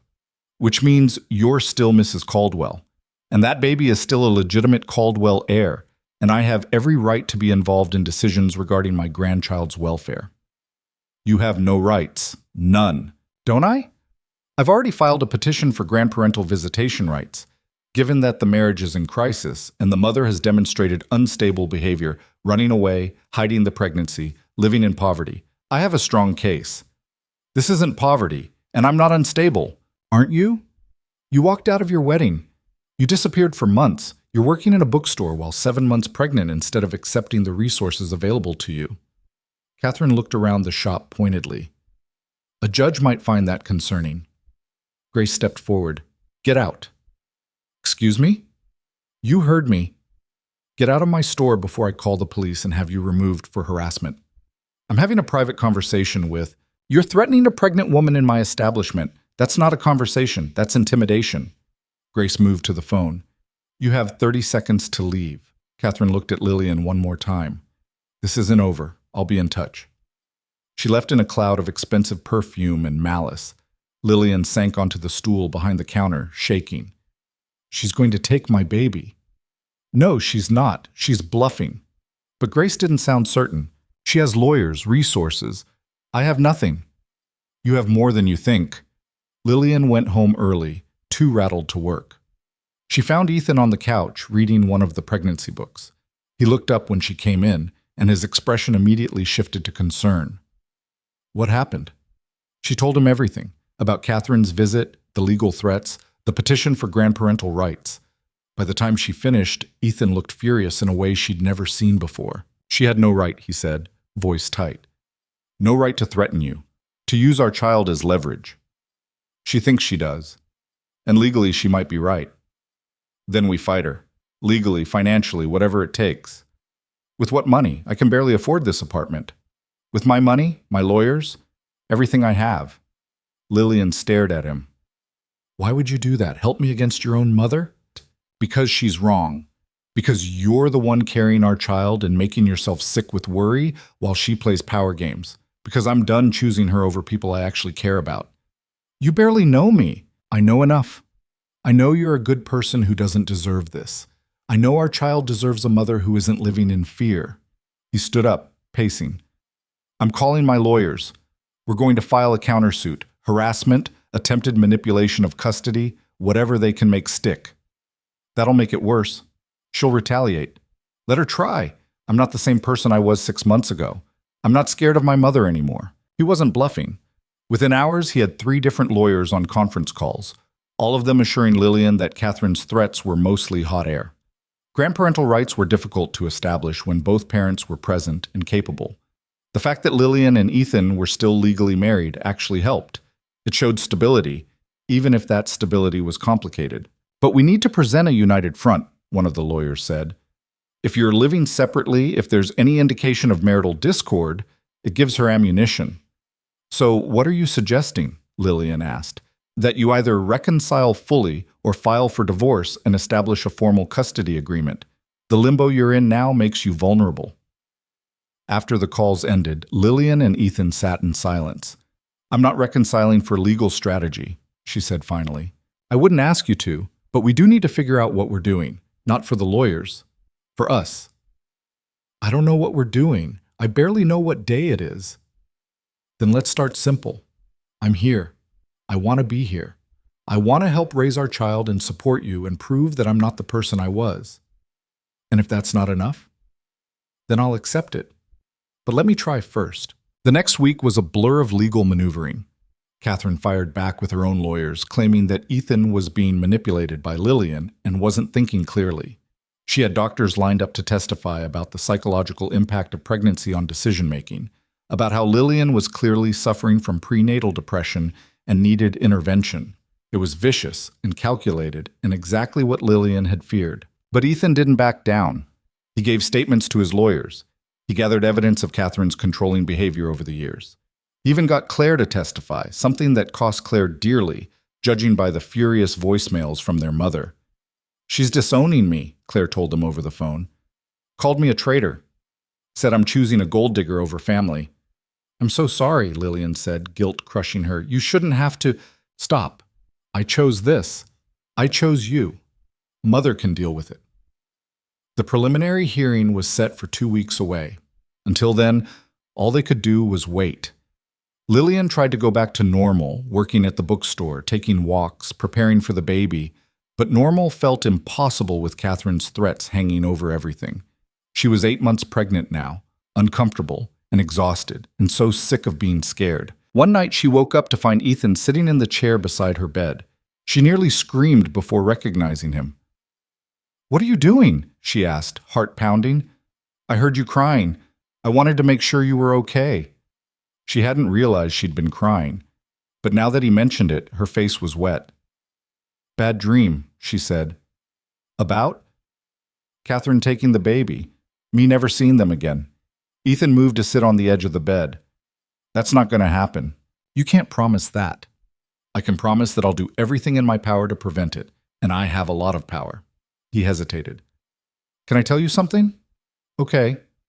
"I called my financial manager yesterday. I'm liquidating most of my assets, the investments, the properties, everything except what I need to live on." "Why?" "Because I'm putting it in a trust. For you and the baby. Catherine can't touch it. Even if something happens to me, even if we don't work out, you'll both be secure." Lillian sat up, wincing at the effort. "That's millions of dollars. It's the right thing to do. It's insane." "Maybe, but it's happening anyway." He looked at her in the dim light. "I know you don't trust me yet. I know I have to earn that. But I can at least make sure you're safe. Financially, legally, whatever it takes." "Why are you doing this?" "Because I love you. Because I love our child. And because I'm done being the kind of person who lets the people I love suffer while I hide behind lawyers and money and my mother's expectations." She wanted to argue, to tell him it was too much, too fast. But she was tired and scared, and his presence beside her bed felt like the first solid thing she'd had in months. "Stay," she said. "What?" "Just for tonight. I don't want to be alone." He stayed. Sat in that uncomfortable chair all night, dozing off occasionally, but always waking up when she shifted or made a sound. And for the first time since leaving the estate, Lillian slept without nightmares. The preliminary hearing arrived too quickly. They drove to the courthouse together, Lillian in a maternity dress that made her look professional but not wealthy, Ethan in a suit that probably cost more than her car. Catherine was already there, flanked by 3 lawyers who looked like they ate opposing counsel for breakfast. But Ethan had brought his own team, and he'd brought something else. A folder full of documentation showing Catherine's pattern of controlling behavior, her attempts to manipulate both her children, her threats against Lillian. The judge was a stern woman in her 60s who looked unimpressed by everyone equally. "This is a preliminary hearing," she said, "not a trial. I'm here to determine if there's sufficient cause to proceed with Mrs. Caldwell's petition for grandparental rights and to assess any immediate concerns about the child's welfare." Catherine's lawyer stood. "Your Honor, we have serious concerns about the mother's stability and the father's judgment. The mother ran away during her pregnancy, hid her condition, and has been living in what can only be described as poverty while refusing the resources available to her. The father has enabled this behavior rather than ensuring proper prenatal care." "I've had excellent prenatal care," Lillian said before her lawyer could stop her. "I have a midwife, I've had all my checkups, and I'm in perfect health, which you'd know if you'd bothered to ask instead of making assumptions." The judge's eyebrows went up. "Mrs. Caldwell, the younger Mrs. Caldwell, you'll have a chance to speak. Let your lawyer handle this." But Catherine's lawyer wasn't done. "We also have concerns about the father's mental state. He's undergone a dramatic personality change in recent months, abandoned his responsibilities, and relocated to North Carolina without explanation. We believe he's not in a position to make sound judgments regarding the child." Ethan's lawyer countered with the therapy records, the documented progress, the evidence of Catherine's manipulation. It went back and forth for an hour, each side presenting their case. Finally, the judge held up her hand. "Enough, I've heard enough." Everyone fell silent. "Mrs. Caldwell, the elder, your petition is denied." Catherine's face went white. "Your Honor, the parents are legally married, living together, and have demonstrated adequate preparation for the child's arrival. The mother's decision to leave an unhealthy situation shows judgment, not instability. The father's efforts to support her show responsibility. And frankly, your attempt to use the legal system to maintain control over your adult son and his wife is concerning." The judge looked at her over her reading glasses. "I'm also issuing a restraining order. You're to have no contact with Mr. and Mrs. Caldwell until after the child is born. At that point, if you wish to pursue a relationship with your grandchild, you'll do so through proper family channels, not legal threats." "This is absurd. This is my courtroom, and my decision is final. We're adjourned." The gavel came down. Lillian sat frozen, not quite believing what had just happened. Catherine stormed out, her lawyers scrambling after her. Ethan turned to Lillian, and she saw tears in his eyes. "We won. We won," she repeated, testing the words. Then it hit her. They'd actually won. Catherine couldn't touch them, couldn't threaten them, couldn't use the baby as a weapon. They were free. She started laughing, then crying, then laughing again. Ethan pulled her into a hug, careful of her stomach, and she let him. Let herself lean into him and feel, for the first time, like maybe this would actually work out. Outside the courthouse, reporters were waiting. Word had gotten out about the Caldwell family drama. But Ethan ignored them, guiding Lillian to the car with a hand on her back. "No comment," he said to every question. "We're going home. Home." He'd said home. Not the apartment, not Asheville. Home. And despite everything, despite all the reasons she had to stay guarded, Lillian felt something warm bloom in her chest. Hope. Dangerous, fragile hope. They drove back in silence, both of them processing what had just happened. When they got to the apartment, Ethan opened the door for her, still learning to be thoughtful, still trying. "We should celebrate," he said. "Or something. I don't know what you do when you win a court case against your own mother." "I think you just keep living." Lillian kicked off her shoes, her feet aching. "Keep proving she was wrong about everything." "I can do that." He made her dinner, pasta again, because it was the only thing he could reliably not burn. And they ate at the tiny table like they had every night for the past few weeks. But something had shifted. The fear that had been shadowing every interaction was gone. In its place was something almost like peace. After dinner, Lillian stood at the window, looking out at the mountains. Ethan came to stand beside her. "Thank you," she said quietly, "for standing up to her, for choosing us over her. It wasn't a choice. It was the only thing that made sense. It was a choice, and you made the right one." He touched her hand, tentative. She didn't pull away. "Can I ask you something?" he said. "Always. When the baby comes, when things get hard, will you tell me? Will you let me help instead of trying to do everything alone?" She thought about it honestly. "I'll try. I'm not good at asking for help." "Neither am I. We can learn together." The baby kicked hard, like a green. Lillian laughed, placing Ethan's hand where the movement was strongest. "That's our daughter," he said, wonder in his voice. "Or son." "Daughter, I know it. You don't know anything. I know that whoever they are, they're going to be extraordinary, because look at their mother." The compliment caught her off guard. She looked at him, really looked, and saw something she'd been too scared to acknowledge before. He meant it, every word. He wasn't comparing her anymore, wasn't seeing someone else when he looked at her. He was just seeing Lillian, and maybe, just maybe, that was enough to build something real on. "We have 8 weeks until the due date," she said. "That's 8 weeks to figure out if this, whatever this is, can actually work. And if it can't, then we'll figure out co-parenting, like adults, without lawyers. Deal." He smiled, and it reached his eyes this time. "But I think it's going to work." "Why?" "Because for the first time in 3 years, I actually want it to. Not because I'm supposed to. Not because someone expects it, but because I want to build a life with you, a real one." Lillian felt tears threatening again. Pregnancy hormones, exhaustion, relief, all of it mixing together. "Don't make promises you can't keep," she said, but there was no heat in it. "I'm not. I'm just telling you the truth." And standing there in her tiny apartment, with her ex-husband, current husband's hand on her pregnant belly, and the mountains turning purple in the sunset, Lillian let herself believe him. Just a little. Just enough. The next 8 weeks didn't unfold like a fairy tale. They unfolded like real life. Messy, complicated, full of small victories and smaller setbacks. Ethan burned breakfast more times than he got it right. Lillian had moments where she looked at him and still saw the man who'd called her by another woman's name. They argued about stupid things. Whether to buy organic baby clothes, which color to paint the nursery they were setting up in what used to be his room, whether prenatal yoga was necessary or just expensive nonsense. But they also laughed. More than Lillian had expected, more than she'd laughed in years. He was terrible at assembling baby furniture, swearing at instructions written in 3 languages, none of which seemed to be actual English. She was terrible at accepting help, insisting she could carry heavy boxes up the stairs despite being 8 months pregnant and shaped like a beach ball. "You're going to hurt yourself," Ethan said, physically blocking her path. "I'm pregnant, not made of glass. You're pregnant and stubborn and going to give me a heart attack." He took the box from her hands. "Let me do this one thing, please." She let him. Small victories. They went to prenatal appointments together. The midwife, a calm woman named Sarah who'd seen everything, raised her eyebrows the first time Ethan showed up. "This is the father?" she asked Lillian privately. "It's complicated. Most things worth doing are."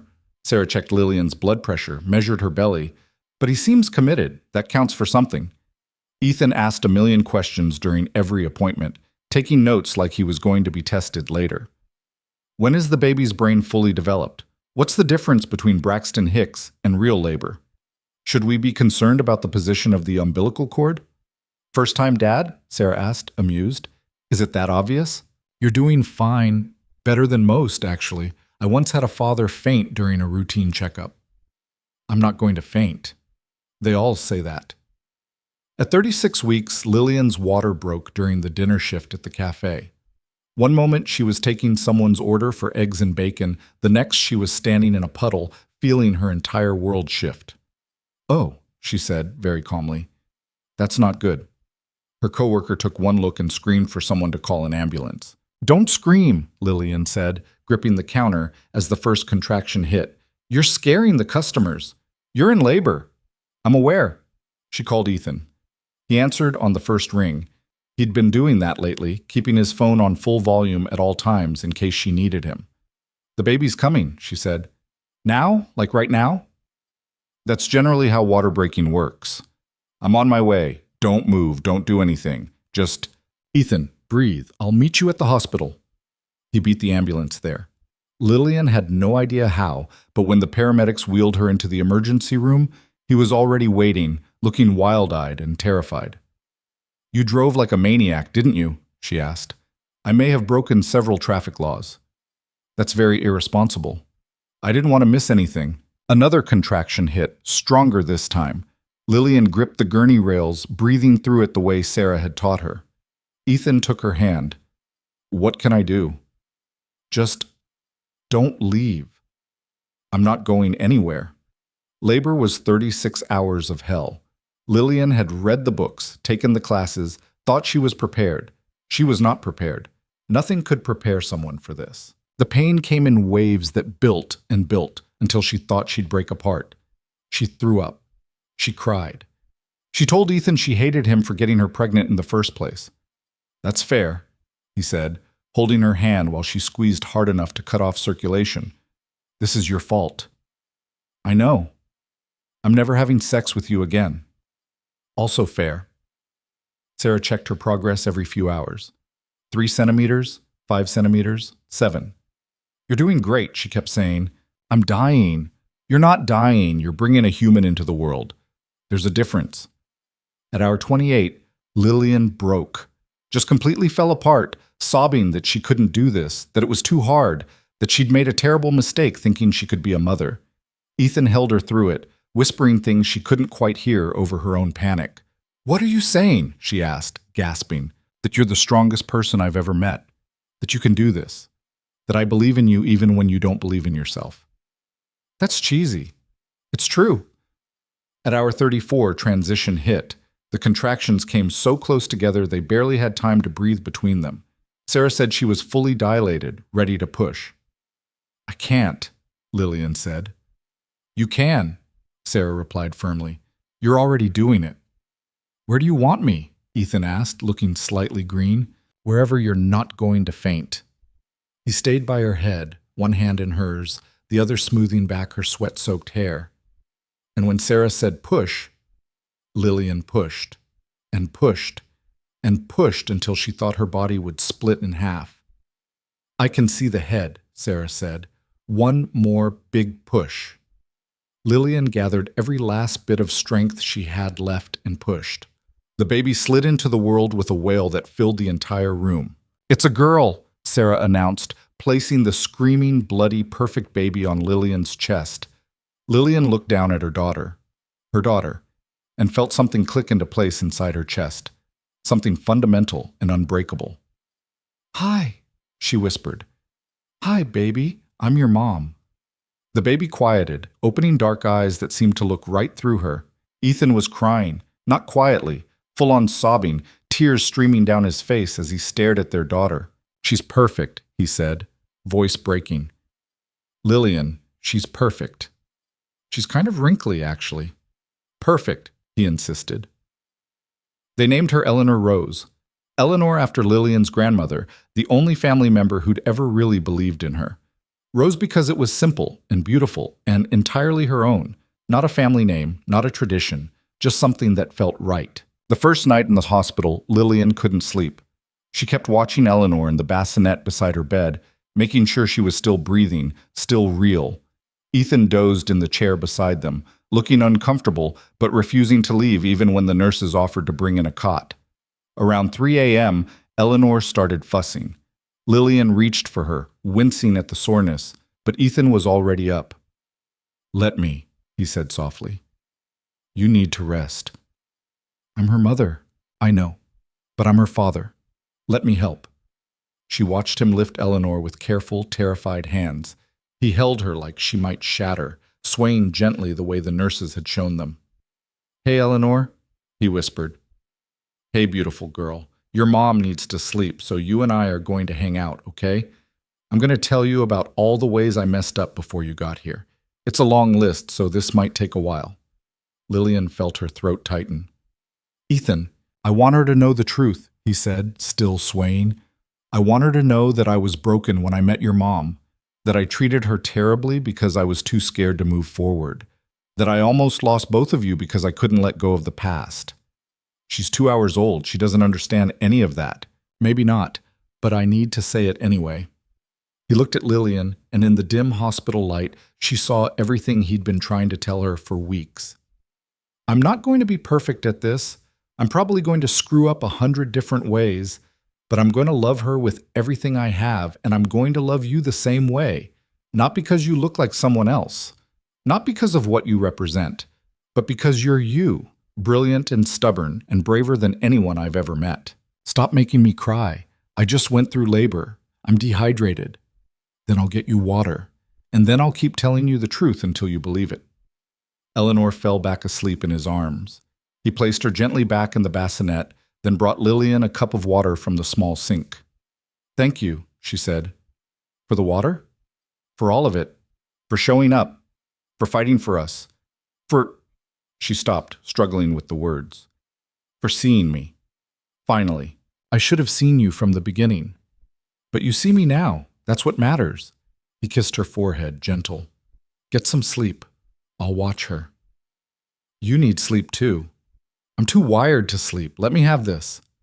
So Lillian slept, and when she woke up a few hours later, she found Ethan still awake, still watching their daughter with wonder written all over his face. They came home 3 days later to the apartment that had felt cramped before, and now felt impossibly small with all the baby gear they'd accumulated.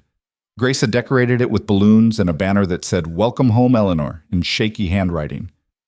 You didn't have to do this, Lillian said, tearing up again. Postpartum hormones were no joke. Of course I did. She was practically my granddaughter, too. Grace peered into the car seat where Eleanor was sleeping. She's beautiful. Looks like you. She looks like a potato. A beautiful potato. The first few weeks were chaos. Eleanor had her days and nights mixed up, screaming for hours in the darkness while Lillian and Ethan took turns walking her, bouncing her, desperately trying anything that might work. Why is she crying? Ethan asked at 2 a.m., holding Eleanor while she wailed. Because she's a baby. That's what they do. But we fed her, changed her, burped her. What else is there? Sometimes they just cry. It doesn't always mean something's wrong. That's the cruelest thing I've ever heard. But slowly, they figured it out. Learned Eleanor's different cries, hungry, tired, uncomfortable, just mad at the world. Learned how to function on 3 hours of sleep stitched together in 20-minute increments. Learned to work as a team, handing off the baby when one of them hit their limit. One night, around 3 weeks in, Lillian found Ethan crying in the kitchen. What's wrong? She asked, alarmed. Is Eleanor okay? She's fine. She's sleeping. He wiped his eyes. I was looking at her and I realized how close I came to missing all of this. If you hadn't told me, if I'd never known she existed, I would have spent the rest of my life in Europe trying to outrun my problems, and I never would have known I had a daughter.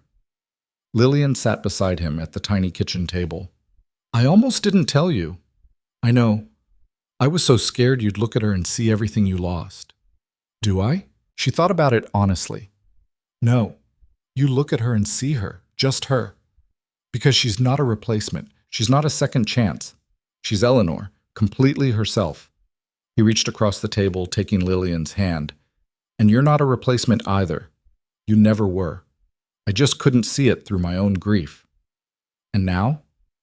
Now I see you. And I'm so grateful you gave me another chance to prove it. At 6 weeks postpartum, Lillian had her follow-up appointment with Sarah. Everything was healing well, which was a relief. But Sarah asked a question that caught her off guard.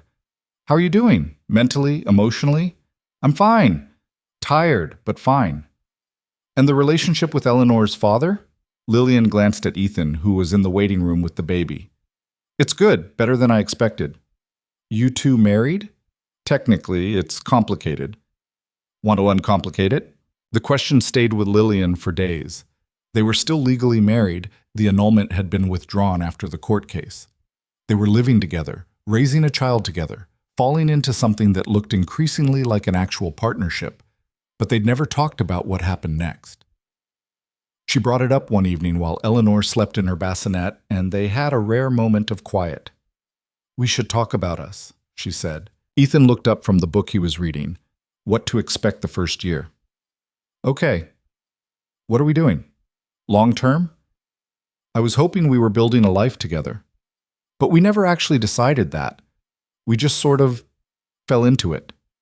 Is that a bad thing? I don't know, maybe.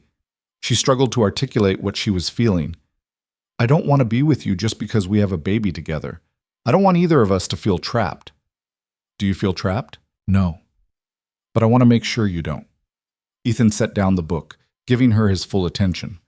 I don't feel trapped. I feel lucky. Luckier than I deserve. He moved to sit beside her on the couch. But if you're asking what I want this. You, me, Eleanor. I want to figure out how to be a family, not because we have to, because I want to. Even though it's hard, especially because it's hard, easy doesn't mean anything. He gestured around the small apartment at the chaos of baby gear and unwashed dishes and their exhausted, complicated life. This means everything. I need you to promise me something, Lillian said. Anything. If you ever start comparing me to her again, if you ever look at me and see someone else, I need you to tell me. Don't hide it. Don't pretend. Just be honest. I promise. And you have to promise me something too. What? That you'll tell me when I screw up, when I'm being oblivious or insensitive or just wrong. Don't let it build up until you have to run away again. I promise. Eleanor chose that moment to wake up, crying. They looked at each other and laughed. No rest for the weary, Lillian said, standing. I've got her, you sit. We can do it together. So they did. Changed her together, fed her together, took turns walking her around the small apartment while she fought sleep. And somewhere in the middle of all that ordinary chaos, Lillian realized something. She loved him. Not the idea of him, not the potential of who he could be. Just him, messy and imperfect and trying so hard to get it right. When Eleanor finally fell back asleep, Lillian said it. I love you. Ethan looked at her like she'd given him something precious. You do? Don't make me say it again. It was hard enough the first time. I love you too. Have for a while now. Just didn't think I had the right to say it. You have the right. You earned it. He kissed her, really kissed her, for the first time since that drunken night before the wedding. It was careful and sweet and tasted like hope. When they pulled apart, they were both smiling. So what now? Ethan asked. Now we keep doing this, taking it one day at a time, building something real. No annulment? No annulment. We're married. Might as well act like it. Should we do it again, the wedding? Do it right this time? Lillian thought about it, about the spectacle of their first wedding, the performance, the disaster. No, I don't need a wedding. I just need this. Us, making it work.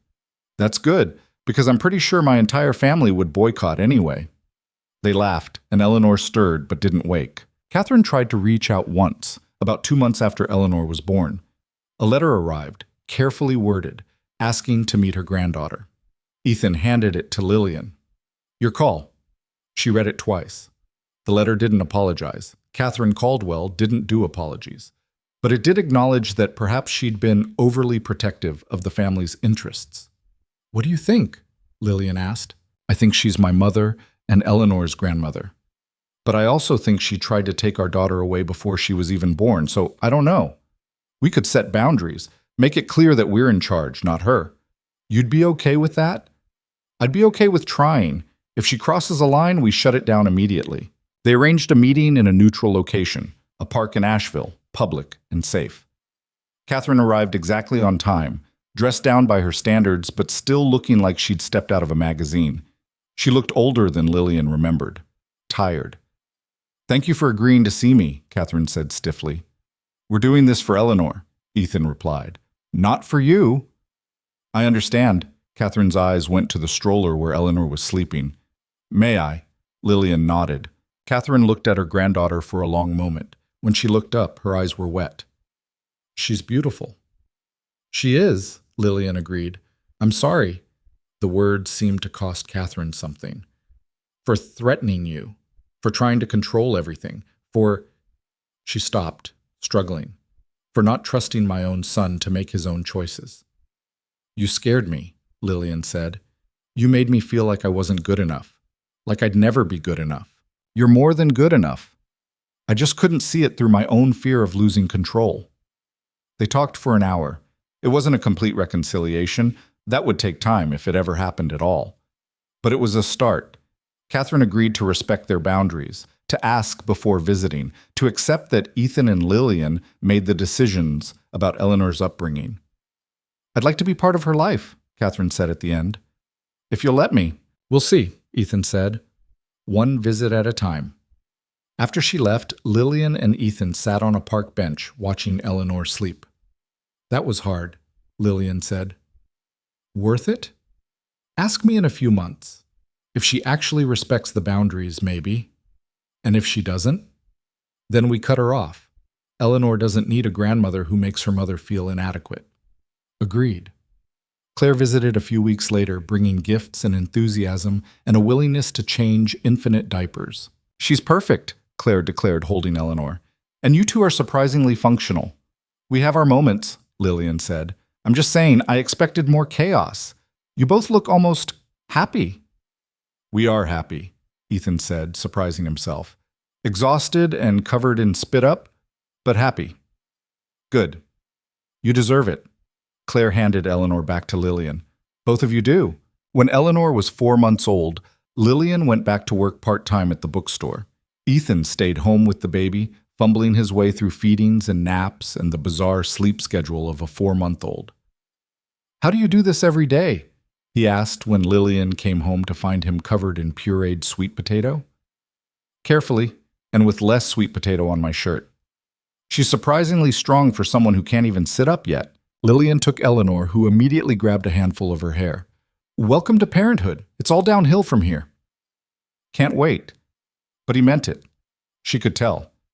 On their first anniversary of the wedding, not of actually being together, because that timeline was too complicated to track, Ethan surprised her. I got you something, he said. We agreed no gifts. Eleanor is expensive enough. I know, but I saw this and thought of you. He handed her a small box. Inside was a necklace, simple silver chain with a pendant that had Eleanor's birthstone and their initials. It's beautiful, Lillian said, tearing up. There's more. He pulled out another box. This one had a ring, not the massive diamond from their first engagement, but something smaller, more personal. I know we're already married, but I wanted to ask you properly this time. No pressure, no performance, just us.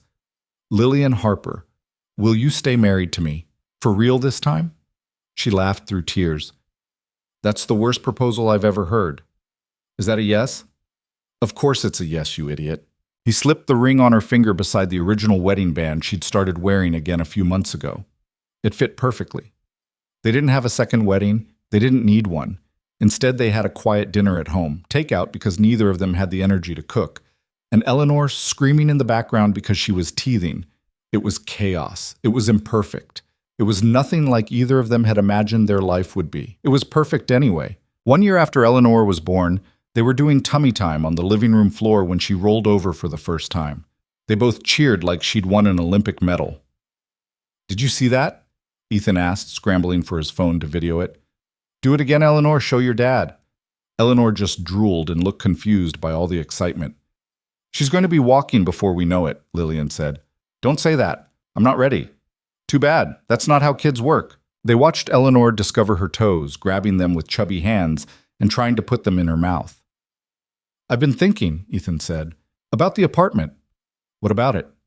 It's getting small. With Eleanor's stuff, and she's going to need her own room eventually, and we can't afford anything bigger here. We could if we used some of the trust fund. Lillian stiffened. The trust fund, the millions Ethan had set aside for them, sat untouched. She'd been determined to make it on their own, without his money complicating things. I don't want to use it, she said. Why not? It's there for this, for making our lives easier. Because I don't want to owe you. You don't owe me anything. It's not my money anymore. It's ours. Yours and Eleanor's. I set it up that way specifically so you'd never feel trapped. I know, but using it feels like admitting I can't do this on my own. You can do anything on your own. You've proven that. But you don't have to. He reached over, taking her hand. Let me help. Not because you need it, because I want to. Because we're building a life together, and that life could include a house with a yard where Eleanor can play and we don't hear our neighbors fighting at 2 a.m. Lillian looked around the apartment, their first home together, cramped and chaotic and full of memories. Okay, she said finally, but something reasonable. Not a mansion, not anything like the estate. Deal. Something with enough rooms that we're not tripping over each other, and maybe a bathtub bigger than a shoebox. Now you're just being picky. They found a house on the outskirts of Asheville. Nothing fancy, a 3-bedroom cottage with a yard and a porch, and neighbors who waved instead of glaring. It needed work, but it was theirs. Moving day was chaos. Grace helped, along with some of Lillian's co-workers and a few of Ethan's new friends from the community center where he'd started volunteering. You've built a life here, Grace observed, watching Ethan laugh with someone about a box labeled mystery kitchen items. We have, Lillian agreed. You going to stay? I think so. This feels like home now. Good. I'd miss you if you left. Eleanor took her first steps in the new house, wobbling across the living room into Ethan's waiting arms. They both cried, of course, because everything made them cry these days. Our baby is walking, Ethan said, voice thick. She's not a baby anymore. Don't say that. She'll always be our baby. She'll be 13 and you'll still be saying that. Damn right I will. That night, after Eleanor was asleep in her new room with the walls they'd painted soft yellow, Lillian and Ethan sat on their new porch, looking at the mountains in the distance. We did it, Lillian said. Did what? Built something real. Against all odds, we actually made this work. You made it work. I just followed your lead. That's not true. We did it together. He pulled her close, and she leaned into him, feeling settled in a way she'd never felt before. I love you, he said, in case I haven't mentioned it today. You mentioned it 3 times, but I don't mind hearing it again. I love you, and I'm going to love you tomorrow, and the day after that, and every day after that until we're old and gray and Eleanor is bringing her own kids to visit. That's a long time. Not long enough. Lillian looked at the life they'd built. The house, the yard, the baby sleeping peacefully inside. She thought about the girl who'd signed a contract to marry a stranger, who'd run away in a wedding dress, who'd hidden a pregnancy out of fear. That girl felt like someone else now. Someone younger and more scared and less certain of her own worth. She wasn't that girl anymore. She was Eleanor's mother, Ethan's wife, Lillian Caldwell, who'd chosen to keep the name not because she had to, but because it meant something different now. It meant family, choice, love that had been earned instead of assumed. What are you thinking about? Ethan asked. How far we've come. How different this is from what I imagined that day at the estate. Better or worse? She thought about it honestly. Better. So much better. Because it's real. All of it. The good parts and the hard parts and everything in between. No regrets? Only one. What's that? That I wasted 6 weeks being scared of you when I could have been getting to know you. We had our reasons. We did. But we're past that now. Inside, Eleanor cried out, probably having a dream, nothing serious. They waited, listening, ready to go to her if needed. But she settled, her breathing evening out through the baby monitor. You know what the best part is? Ethan said. What? We get to do this for the rest of our lives. Wake up together, raise our daughter together, build a life that's entirely ours. You say that like it's going to be easy. I say that like it's going to be worth it. There's a difference. Lillian smiled, feeling something settle deep in her chest. Peace, maybe. Or just the certainty that she was exactly where she was supposed to be. They sat there until the stars came out, talking about nothing and everything, making plans and breaking them, being 2 imperfect people who'd somehow found their way to each other through grief and fear and the messy reality of actually trying. When they finally went inside, Ethan checked on Eleanor one more time, adjusting her blanket even though she didn't need it. You do that every night, Lillian observed from the doorway. I know. I just like looking at her, reminding myself she's real. She's real. We're all real. He joined her in the hallway, closing Eleanor's door gently. I know it's late, but I've been wanting to ask you something. Okay. Do you think you could ever forgive me? Really forgive me? For how we started? Lillian considered the question. A year ago, even 6 months ago, she would have said no. The wounds had been too fresh, the hurt too deep. But now, looking at the man who'd learned to make coffee just the way she liked it, who'd stood up to his mother for their family, who'd stumbled through fatherhood with dedication and love. "I already have," she said.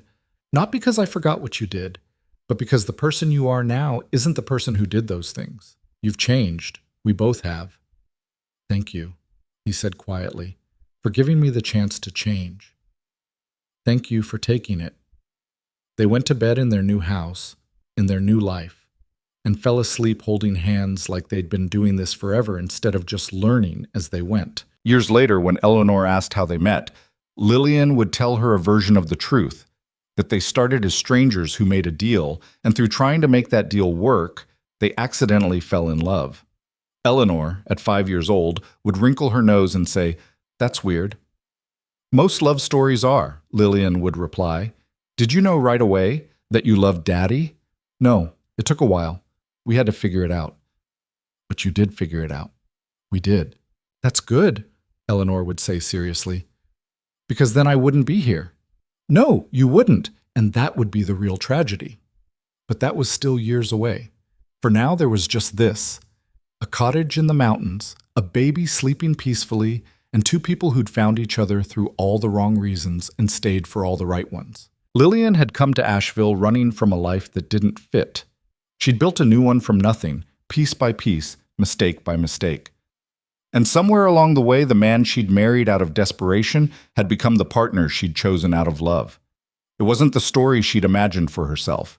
It was messier, harder, more complicated. It was better. And as she drifted off to sleep, Lillian thought about the ghost she'd lived under for so long. Evelyn, perfect and frozen in time, loved but gone. She hoped, wherever Evelyn was, she'd be okay with what had happened. With Ethan finally moving forward. With Eleanor existing in a world where grief didn't rule everything. But mostly, Lillian hoped Evelyn would understand what she'd come to understand herself. That love wasn't about being perfect. It was about being present. About showing up, even when it was hard. About choosing someone, again and again, through all the moments that tested that choice. She'd chosen Ethan. He'd chosen her. And together, they'd chosen to build something real out of the ruins of something that never should have been. That was enough. More than enough. It was everything.